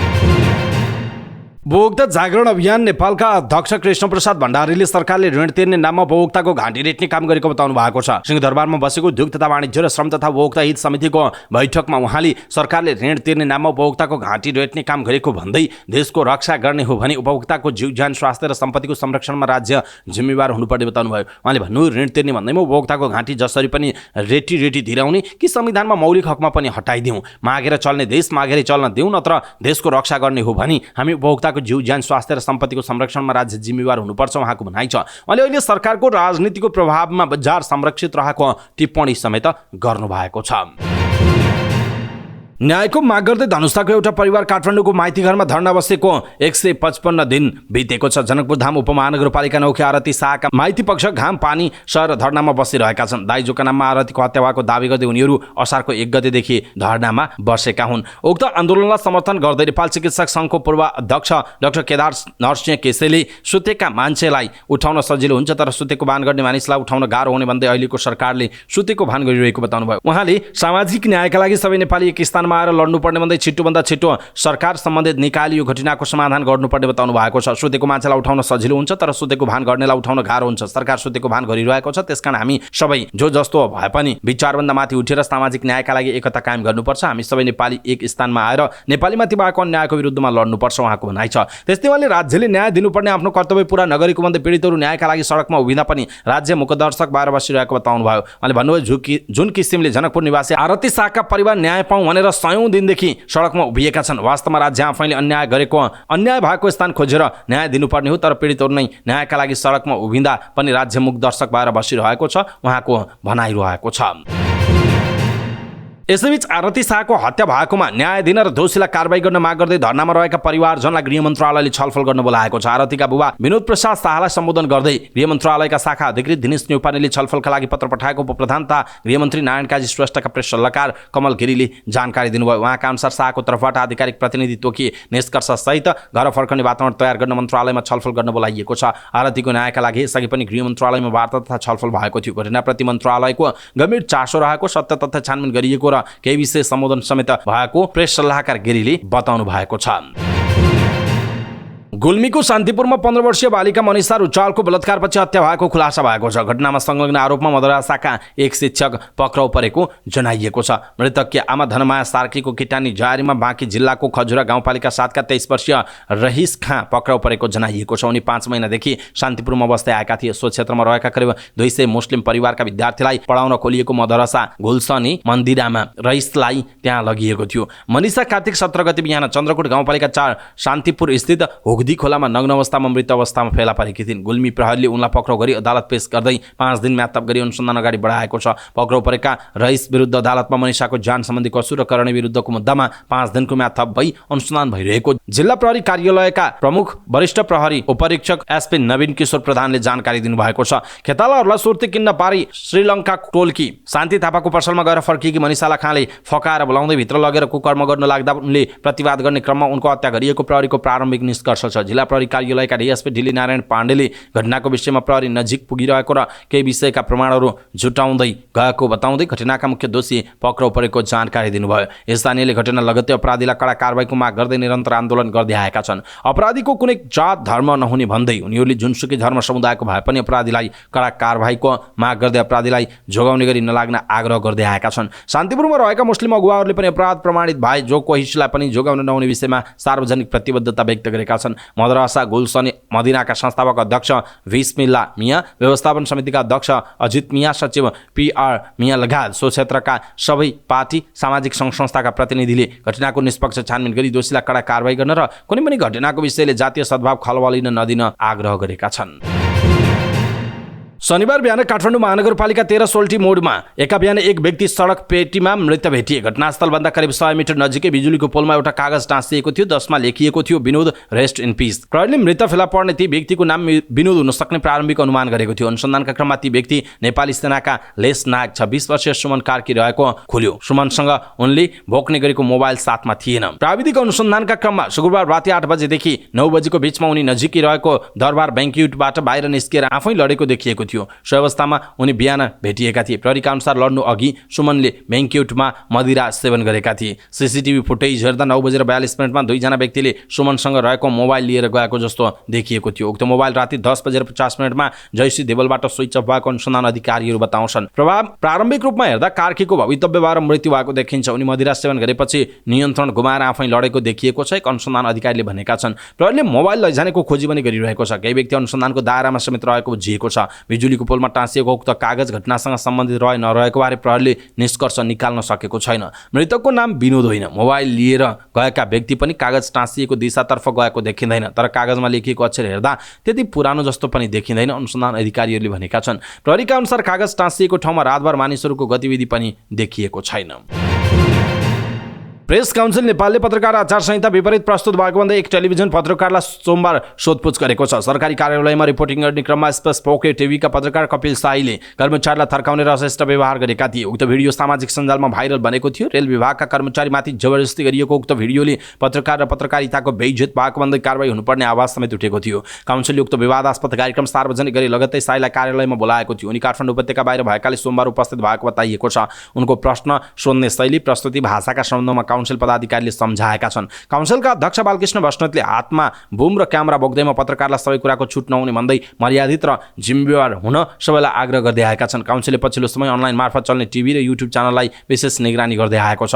काउन्सिल समक्ष पत्रकार साईले आफूले गलत गरेको आइन्दा नदोहोर्याउने भन्दै माफी मागेको काउन्सिल स्रोतले बताएको छ। छलफलमा उनलाई काउन्सिल अध्यक्ष बालकृष्ण बस्नेत, पत्रकार महासङ्घका अध्यक्ष विपुल पोखरेल, काउन्सिल सदस्य ठाकुर बेलवासे, आचार संहिता महाशाखा प्रमुख रामशरण बोहरा सहितले विभिन्न प्रश्न सोध्दै सचेत गराएका थिए। प्रेस काउन्सिलले यसअघि पनि आचार संहिता उल्लङ्घन गरेको भन्दै पत्रकार ऋषि धमला, माधव तिवारी सहितलाई अनुशासनका विविध कारबाही गरिसकेको छ। कतिपय पत्रकारलाई काउन्सिलले कार्यालयमै बोलाएर आचार संहिता कक्षमा सहभागी गराउँदै आएको छ। जथाभावी लेख्ने, बार्गेनिङ गर्ने, युट्युब सहितकालाई काउन्सिलले प्रहरीसँग समन्वय गरी विभिन्न कारबाही समेत गर्दै आएको छ।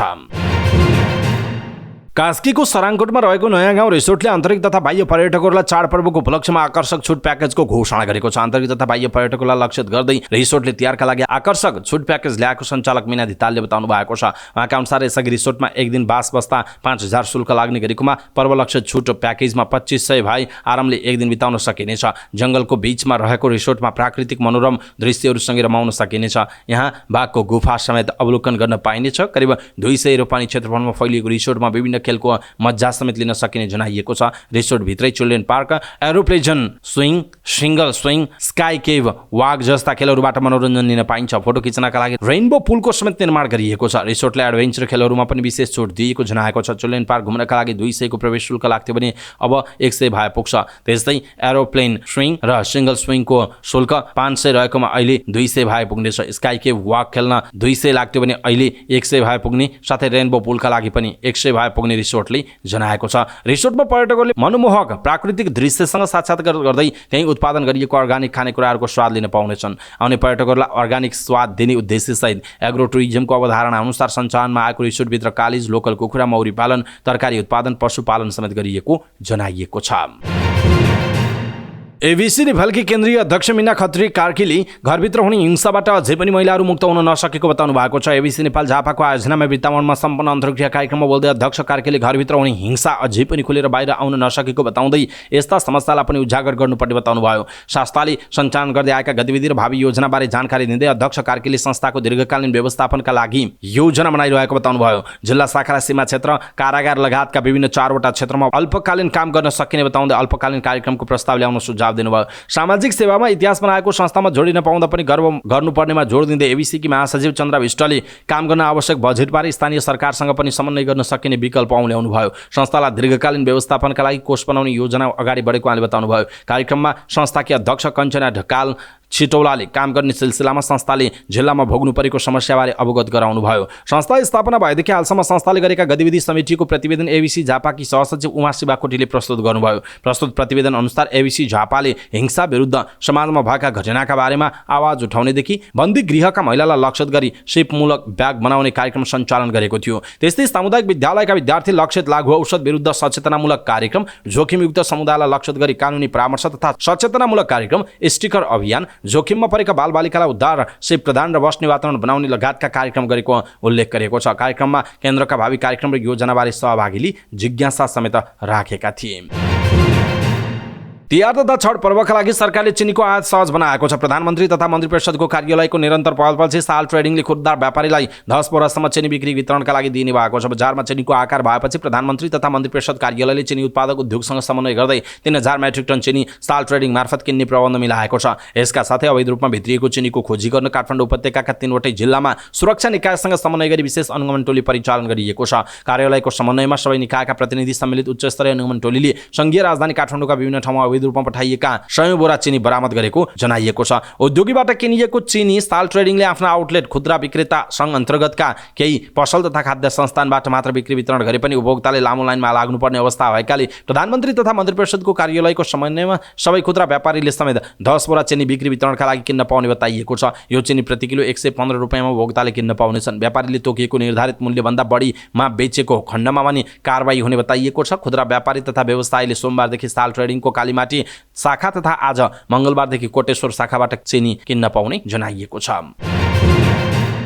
140 मेगावाट क्षमताको जलाशययुक्त तनहुँ जलविद्युत आयोजनाको मुख्य बाँध निर्माणका लागि सेती नदीलाई फर्काइएको छ। रेसिङ गाउँपालिका 1 र व्यास नगरपालिका 5 तिमाना भएर बग्ने सेतीलाई 140 मिटर अग्लो कङ्क्रिट मुख्य बाँध निर्माण स्थलभन्दा माथिल्लो तटीय क्षेत्रबाट 626.92 मिटर लामो सुरुङ निर्माण गरी फर्काइएको। डाइभर्सन सुरुङ मार्फत फर्काइएको पानीलाई मुख्य बाँध निर्माण स्थलबाट तल्लो तटीय क्षेत्रमा पुनः सेती नदीमा खसालिएको छ।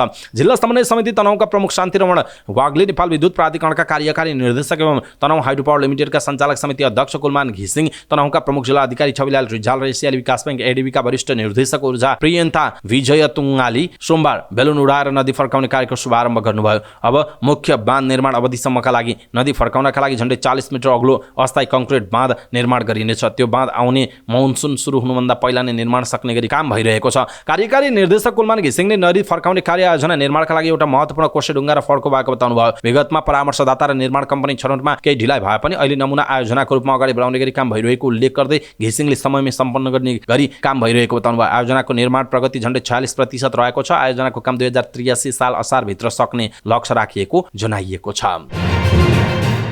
गायक सुगम पोखरेलले अस्ट्रेलियाको कन्सर्टमा भएको माइक प्रहारको घटनालाई लिएर दर्शकसँग माफी मागेका छन्। उनले आफूबाट गल्ती भएको बताउँदै आफू भावनामा बहँदा घटना हुन पुगेको प्रतिक्रिया दिएका छन्। नेपाल ट्युबसँगको कुराकानीमा सुगमले आफू मानसिक रूपमा स्वस्थ रहेको उल्लेख गर्दै भगवान रूपी दर्शकलाई कहिले पनि अनादर नगरेको बताएका हुन्। शनिबार अस्ट्रेलियाको एडिलेडमा भएको कन्सर्टमा मदिरा पिएका सुगमले दर्शकमाथि माइक प्रहार गरेका थिए। उक्त घटनाको भिडियो भाइरल भएको थियो। उनले भूकम्पमा ज्यान गुमाएकाको मौन धारणको सन्दर्भमा आफू सम्हालिन नसक्दा घटना भएको प्रतिक्रिया दिएका छन्। उक्त कन्सर्टका आयोजकले पनि आइतबार नै सामाजिक सञ्जालबाट माफी मागिसकेका छन्। सार्वजनिक माफी मागेको भिडियोमा सुगमले अस्ट्रेलियाको कन्सर्टलाई निरन्तरता दिने वा नदिने भन्ने बारे बताएका छैनन्।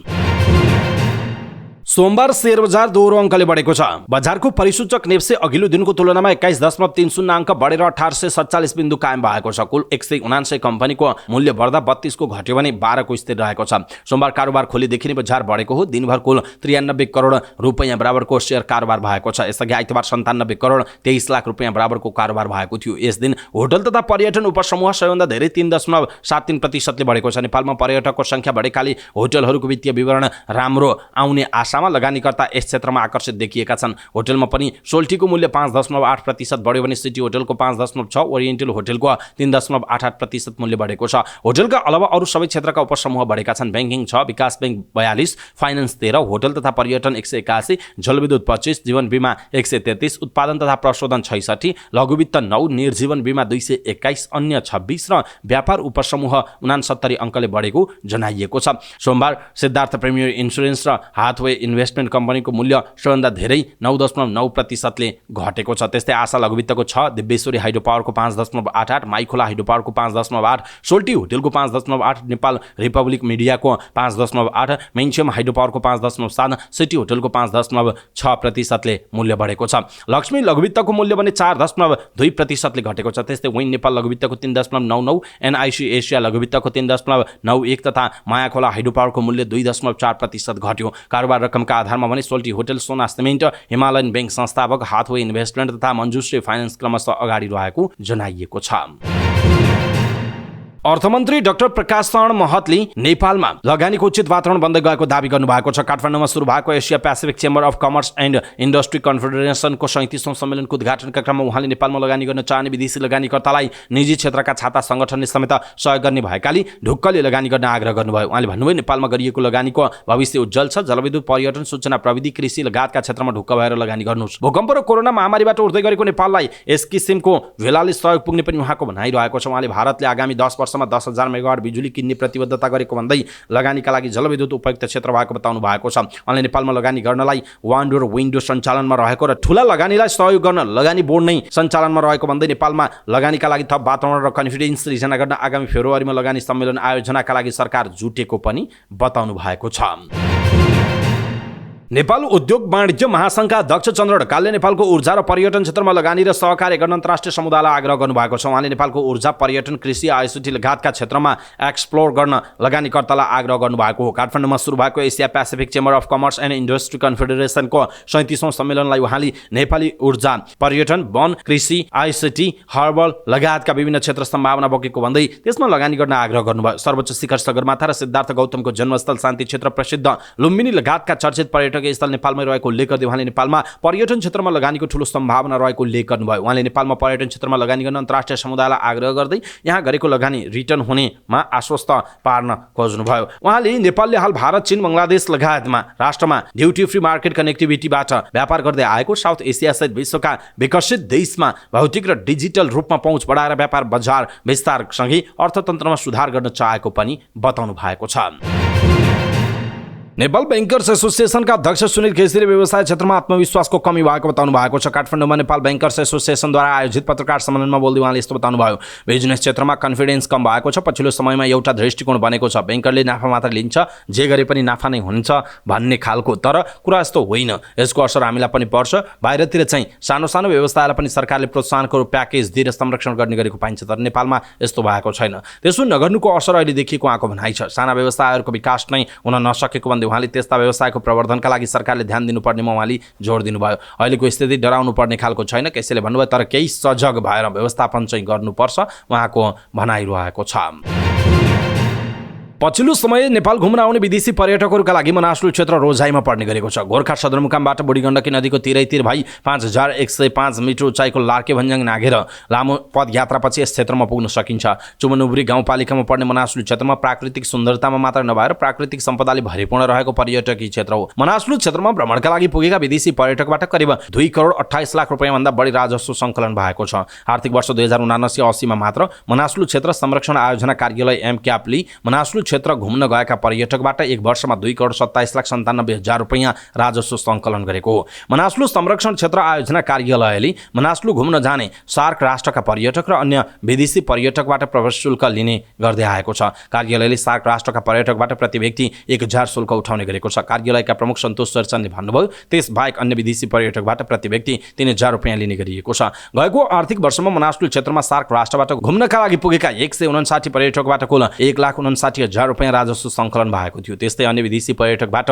2 करोड 26 लाख 38 हजार रुपैयाँ राजस्व सङ्कलन भएको कार्यालयले जनाएको छ। चालु आर्थिक वर्षमा पर्यटकको संख्या बढ्ने अनुमान गरिएकाले राजस्व सङ्कलनमा वृद्धि हुने अनुमान गरिएको प्रमुख शेरचनले जानकारी दिनुभयो। चालु आर्थिक वर्षको साउनदेखि असोजसम्म मात्र मनासलु क्षेत्र पुगेका पर्यटकहरूबाट प्रवेश शुल्क बापत 85 लाख 9 हजार रुपैयाँ राजस्व सङ्कलन भइसकेको छ। साउनदेखि असोजसम्मको अवधिमा मनासलु क्षेत्रमा सार्क राष्ट्रका 97 जना र सार्क राष्ट्र बाहेकका अन्य राष्ट्रबाट 2804 जना गरी कुल 2903 जना पर्यटक त्यहाँ पुगेको जनाइएको छ। राष्ट्रिय योजना आयोगले 16औं योजना निर्माणका लागि प्रदेशगत रूपमा छुट्टा छुट्टै टोली पठाएर योजना तर्जुमाका लागि आवश्यक छलफल सुरु गरेको छ। साथै प्रदेशबाट योजनाहरूको सङ्कलन, निर्माण तथा छनौट गर्न आयोगले छुट्टा छुट्टै टोली बनाएर प्रदेशगत रूपमा आयोगको टोली पठाएको हो। भूकम्पका कारण तत्कालका लागि कर्णाली प्रदेशको कार्यक्रम रोकेको आयोगले जनाएको छ। आयोगले सोमबार मध्य प्रदेशमा छलफल गरेको छ। मध्य प्रदेशको जनकपुर धाममा भएको छलफलमा मध्य प्रदेश सरकारका मुख्यमन्त्री सहित स्थानीय तह र निजी क्षेत्रका प्रतिनिधिहरूको सहभागी छ। आयोगका प्रवक्ता एमलाल भुसालका अनुसार 16औं योजनाको मस्यौदाका बारेमा सबै प्रदेशमा आयोगका सदस्यहरूको नेतृत्वमा टोली परिचालन गरिएको छ। कर्णाली प्रदेशमा हुने प्राकृतिक विपत्तिका कारण तत्काललाई स्थगित गरिएको छ। बाँकी सबै प्रदेशमा आयोगको टोली खटाइएको जनाइएको छ।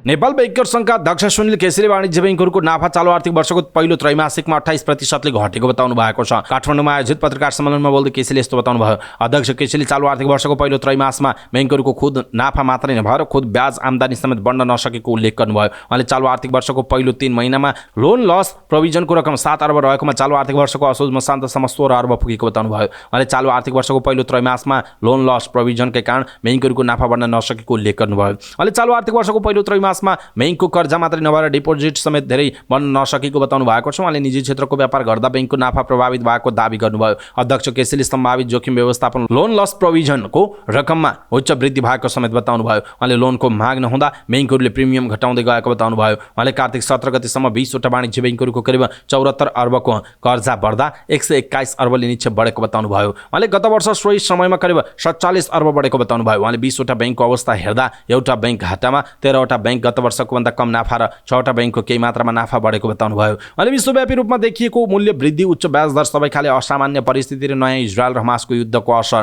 ब्याङ्किङ क्षेत्रमा देखिएको बताउनु भएको छ। उहाँले मौद्रिक र बाह्य क्षेत्रमा केही प्रगति भए पनि विदेशी मुद्रा सञ्चित र रेमिटेन्स बढ्ने क्रम देखिएको बताउनु भयो।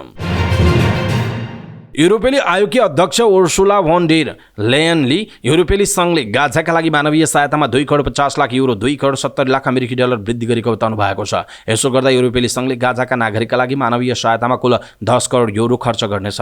भोन डेर लेयनले ब्रसेल्समा EUका कूटनीतिज्ञसँग भन्नुभएको छ। भोन डेर लेयनले इजिप्टबाट गाजामा सहायताको प्रवाह धेरै सानो रहेको र EUले साइप्रसबाट समुद्रको माध्यमबाट आपूर्ति सहित अन्य सम्भावित मार्गहरू स्थापना गर्न काम गरिरहेको बताउनु भयो। इजरायलका कट्टर समर्थक भोन डेर लेयनले गाजामा भएको कारबाहीमा नागरिकता हुनबाट जोगिन प्रयास गर्नु आवश्यक रहेको बताउनुभयो। उहाँले भन्नुभयो हमासले निर्दोष प्यालेस्टाइनी र बन्दकोरलाई मानव ढालको रूपमा प्रयोग गरिरहेको छ।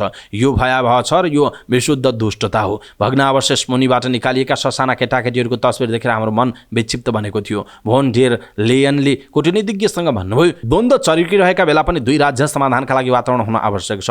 उहाँले युद्ध रोकिएपछि गाजा आतंकवादीहरूका लागि कुनै पनि सुरक्षित आश्रयस्थल हुन नसक्ने र अब हमासले अब यस क्षेत्रको जिम्मेवारी नलिने बताउनु भएको छ। उहाँले भन्नुभयो यसलाई कसरी सुनिश्चित गर्न सकिन्छ भन्ने विषयमा विभिन्न विचार विमर्श र छलफल भइरहेको छ, जसमा संयुक्त राष्ट्रसङ्घको म्यान्डेट अन्तर्गत अन्तर्राष्ट्रिय शान्ति बल पनि समावेश छ। इजरायली सेनाले सोमबार गाजामा प्यालेस्टाइनी लडाकुलाई लक्ष्य गरी तीव्र आक्रमण जारी राखेको छ र युद्धको अवधि 1 महिना नजिक पुगेको छ र हमासद्वारा सञ्चालित स्वास्थ्य मन्त्रालयले घेरिएको क्षेत्रमा ज्यान जानेको संख्या 10,000 पुगेको जनाइएको छ। वायु प्रदूषण बढ्दै गएपछि भारतको दिल्लीमा प्राथमिक विद्यालयहरू बन्द रहने भएका छन्। भारतको राजधानी दिल्ली र वरपरको वायु प्रदूषणको स्तर बढ्दै गएपछि भारतको दिल्लीका सबै प्राथमिक विद्यालयहरू नोभेम्बर 10 सम्म बन्द रहने दिल्लीका शिक्षा मन्त्री अतिशी मार्लेनाले घोषणा गर्नुभयो। मन्त्रीले प्राथमिक विद्यालय बन्द रहने भनिए पनि कक्षा 6 देखि 12 सम्मका शिक्षकलाई अनलाइन कक्षा लिने विकल्प दिइएको छ। दिल्लीमा समग्र वायु गुणस्तर सूचाङ्क AQI आइतबार 482 मा रेकर्ड गरिएको छ, जुन गम्भीर श्रेणी हो। विगत केही दिनदेखि दिल्ली र यसको वरपरका क्षेत्रहरू धुवाँले ढाकेको छ। धेरै मानिसहरूले आँखा चिलाउने, घाँटी दुख्ने र श्वास फेर्न समस्या भएको गुनासो गरेका छन्। नोभेम्बरदेखि फेब्रुअरीसम्म जाडो महिनाहरूमा दिल्लीमा वायु प्रदूषण सामान्यतया बढ्छ। नजिकैका राज्यहरू विशेष गरी पन्जाब र हरियाणाका किसानहरूले पराल जलाउनुलाई प्राय मुख्य कारणको रूपमा उद्धृत गरेका छन्। अन्य कारणमा सवारी प्रदूषण समावेश रहेको जनाइएको छ। मोरक्कन पुरातत्वविदहरूले मोरक्कनको राजधानी रबातमा रोमन युगको पुरातन सहर पत्ता लगाएका छन्। यो सहर 2रो शताब्दीको हो। हालै पत्ता लगाइएको पुरातात्विक स्थल प्रसिद्ध चेल्लाहा साइटको नजिक अवस्थित रहेको जनाइएको छ। नयाँ सहर एक बन्दरगाह क्षेत्र रहेको बताइएको छ। एक ठुलो सार्वजनिक स्नान र एक चियान क्षेत्र समावेश गरिएको छ। लगभग 1800 वर्ष पहिलेको पुरातन मोरक्कोका मानिसहरूको जीवनमा अन्तर्दृष्टि प्रदान गर्नेछ।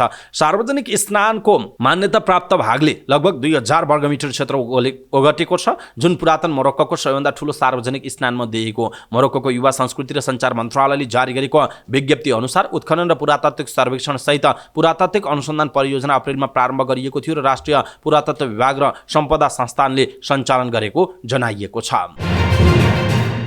नेपाल क्रिकेट संघ क्यानले आइसिसी T20 विश्वकपमा छनौट हुन सफल नेपाली टोलीलाई 50 लाख रुपियाँ पुरस्कार दिने भएको छ। क्यानको बैठकले एसिसी अन्डर-19 प्रिमियर कप जितेर एसिसी अन्डर-19 एसिया कपमा स्थान बनाउन सफल नेपाली टोलीका खेलाडीलाई जनै 50,000 रुपियाँ दिने निर्णय पनि गरेको जनाइएको छ। आगामी आइसिसी 2020 विश्वकपमा छनौट भएको नेपाली क्रिकेट टोली केही समय आरामपछि मैदानमा फर्किनेछ। आगामी 2020 विश्वकप वेस्ट इन्डिज र अमेरिकामा सन् 2024 को जुन 4 देखि सुरु हुने तय भएको छ। यो आयोजना आउन करिब 7 महिनाको समय बाँकी छ। यस अवधिमा नेपाल दोस्रो पटक यो फर्मेटको विश्वकपमा छनौटलाई विशेष बनाउने लक्ष्यका साथ तयारीमा जुट्नेछ।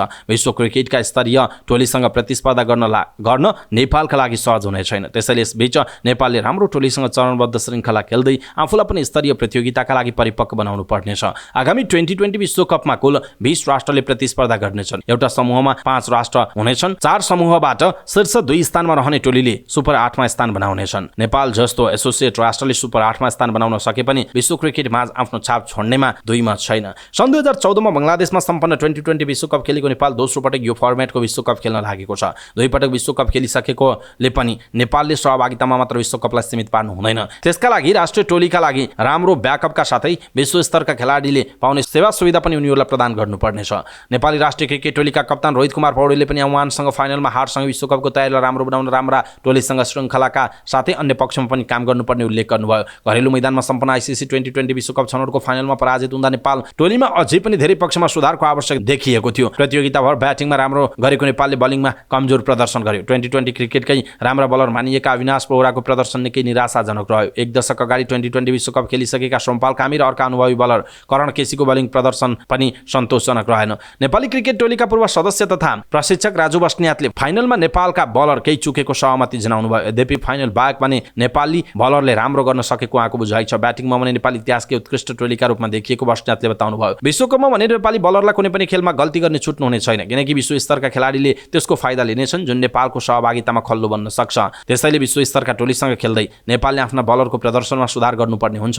पूर्व प्रशिक्षक बस्नेतले पछिल्लो समय नेपाली क्रिकेट टोलीले लगातार पाएको म्याच एक्सपोजरका कारण पनि यो सफलता प्राप्त भएको उल्लेख गर्नुभयो। त्यसैले पनि टोलीलाई उच्च स्तरको म्याच एक्सपोजरको आवश्यकता रहेको उहाँले औल्याउनुभयो। नेपाली राष्ट्रिय महिला क्रिकेट टोलीको प्रशिक्षण पनि सम्हाल्नुभएका बस्नेतले तयारी राम्रो गरिने हो भने विश्वकपमा पनि नेपालको प्रदर्शन सुखद हुने विश्वास व्यक्त गर्नुभयो। यो सफलता जोगाइराख्न घरेलु क्रिकेटको संरचना र राष्ट्रिय टोलीको ब्याकअपका लागि ए र बी स्तरको टोली पनि बनाउनु पर्ने पूर्व क्रिकेटर बस्नेतले बताउनुभयो। सन् 2014 को विश्वकप खेलेका सोमपाल कामीले यसपटक विश्वकप छनौट भएसँगै लामो प्रतीक्षापछि यो सफलता प्राप्त गरेकाले खेल्न मात्र होइन जित्न जान्छौँ भन्ने प्रतिक्रिया दिनुभएको छ। विश्वकपमा छनौट पश्चात उत्साहित खेलाडीलाई सोही अनुरूपमा तयारी गराउने जिम्मेवारी नेपाल क्रिकेट सङ्घ क्यानको हो। क्यानले समयमा तयारी प्रभावकारी बनाउने हो भने पक्कै पनि खेल्न मात्र होइन जित्न योग्य टोली बन्ने जनाइएको छ।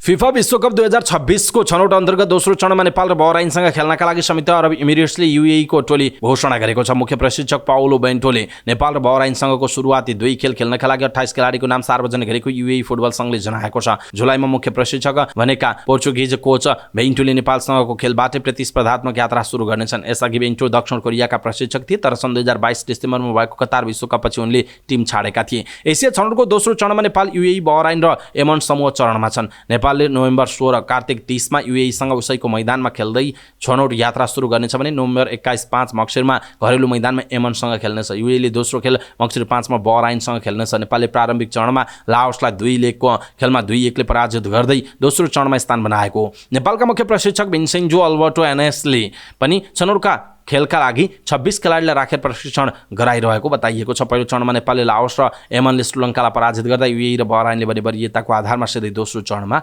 स्थान बनाएका हुन्।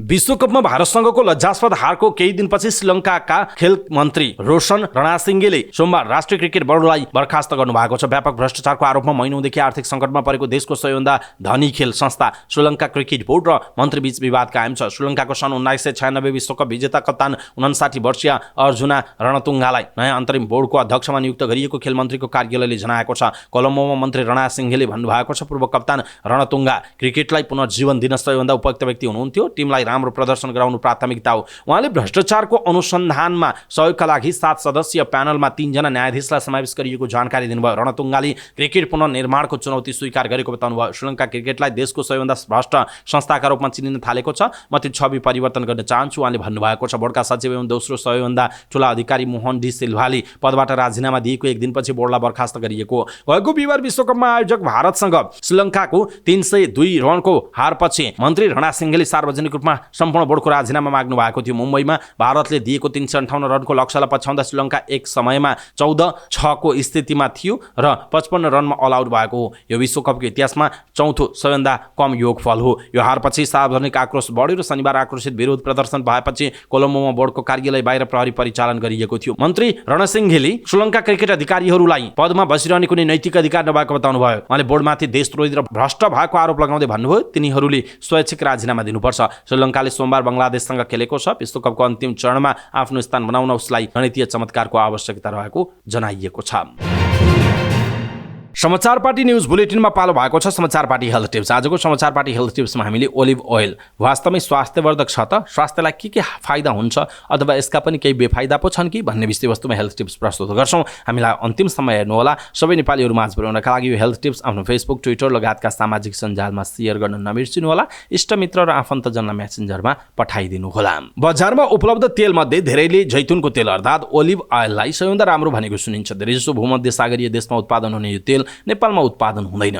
युरोप उत्तर अमेरिकाका देशका उपभोक्तामाझ ओलिभ ओइल स्वस्थ तेलको रूपमा स्थापित छ। नेपालमा पनि यसलाई रुचाउने धेरै छन्। के साँच्चै नै नेपालमा पाइने तोरीको वा अन्य तेलभन्दा ओलिभ ओइल गुण फरक हुन्छ त? पोषणविद उमा कोइराला भन्नुहुन्छ नेपालमा पाइने तोरीको तेल र ओलिभ ओइलमा पाइने सूक्ष्म पोषक तत्त्व एउटै पाइन्छ। जैतुनको तेलमा पाइने ओमेगा 3 र 6 फ्याटी एसिड, एन्टिअक्सिडेन्ट, भिटामिन ई र डी तोरीको तेलमा पनि हुन्छ।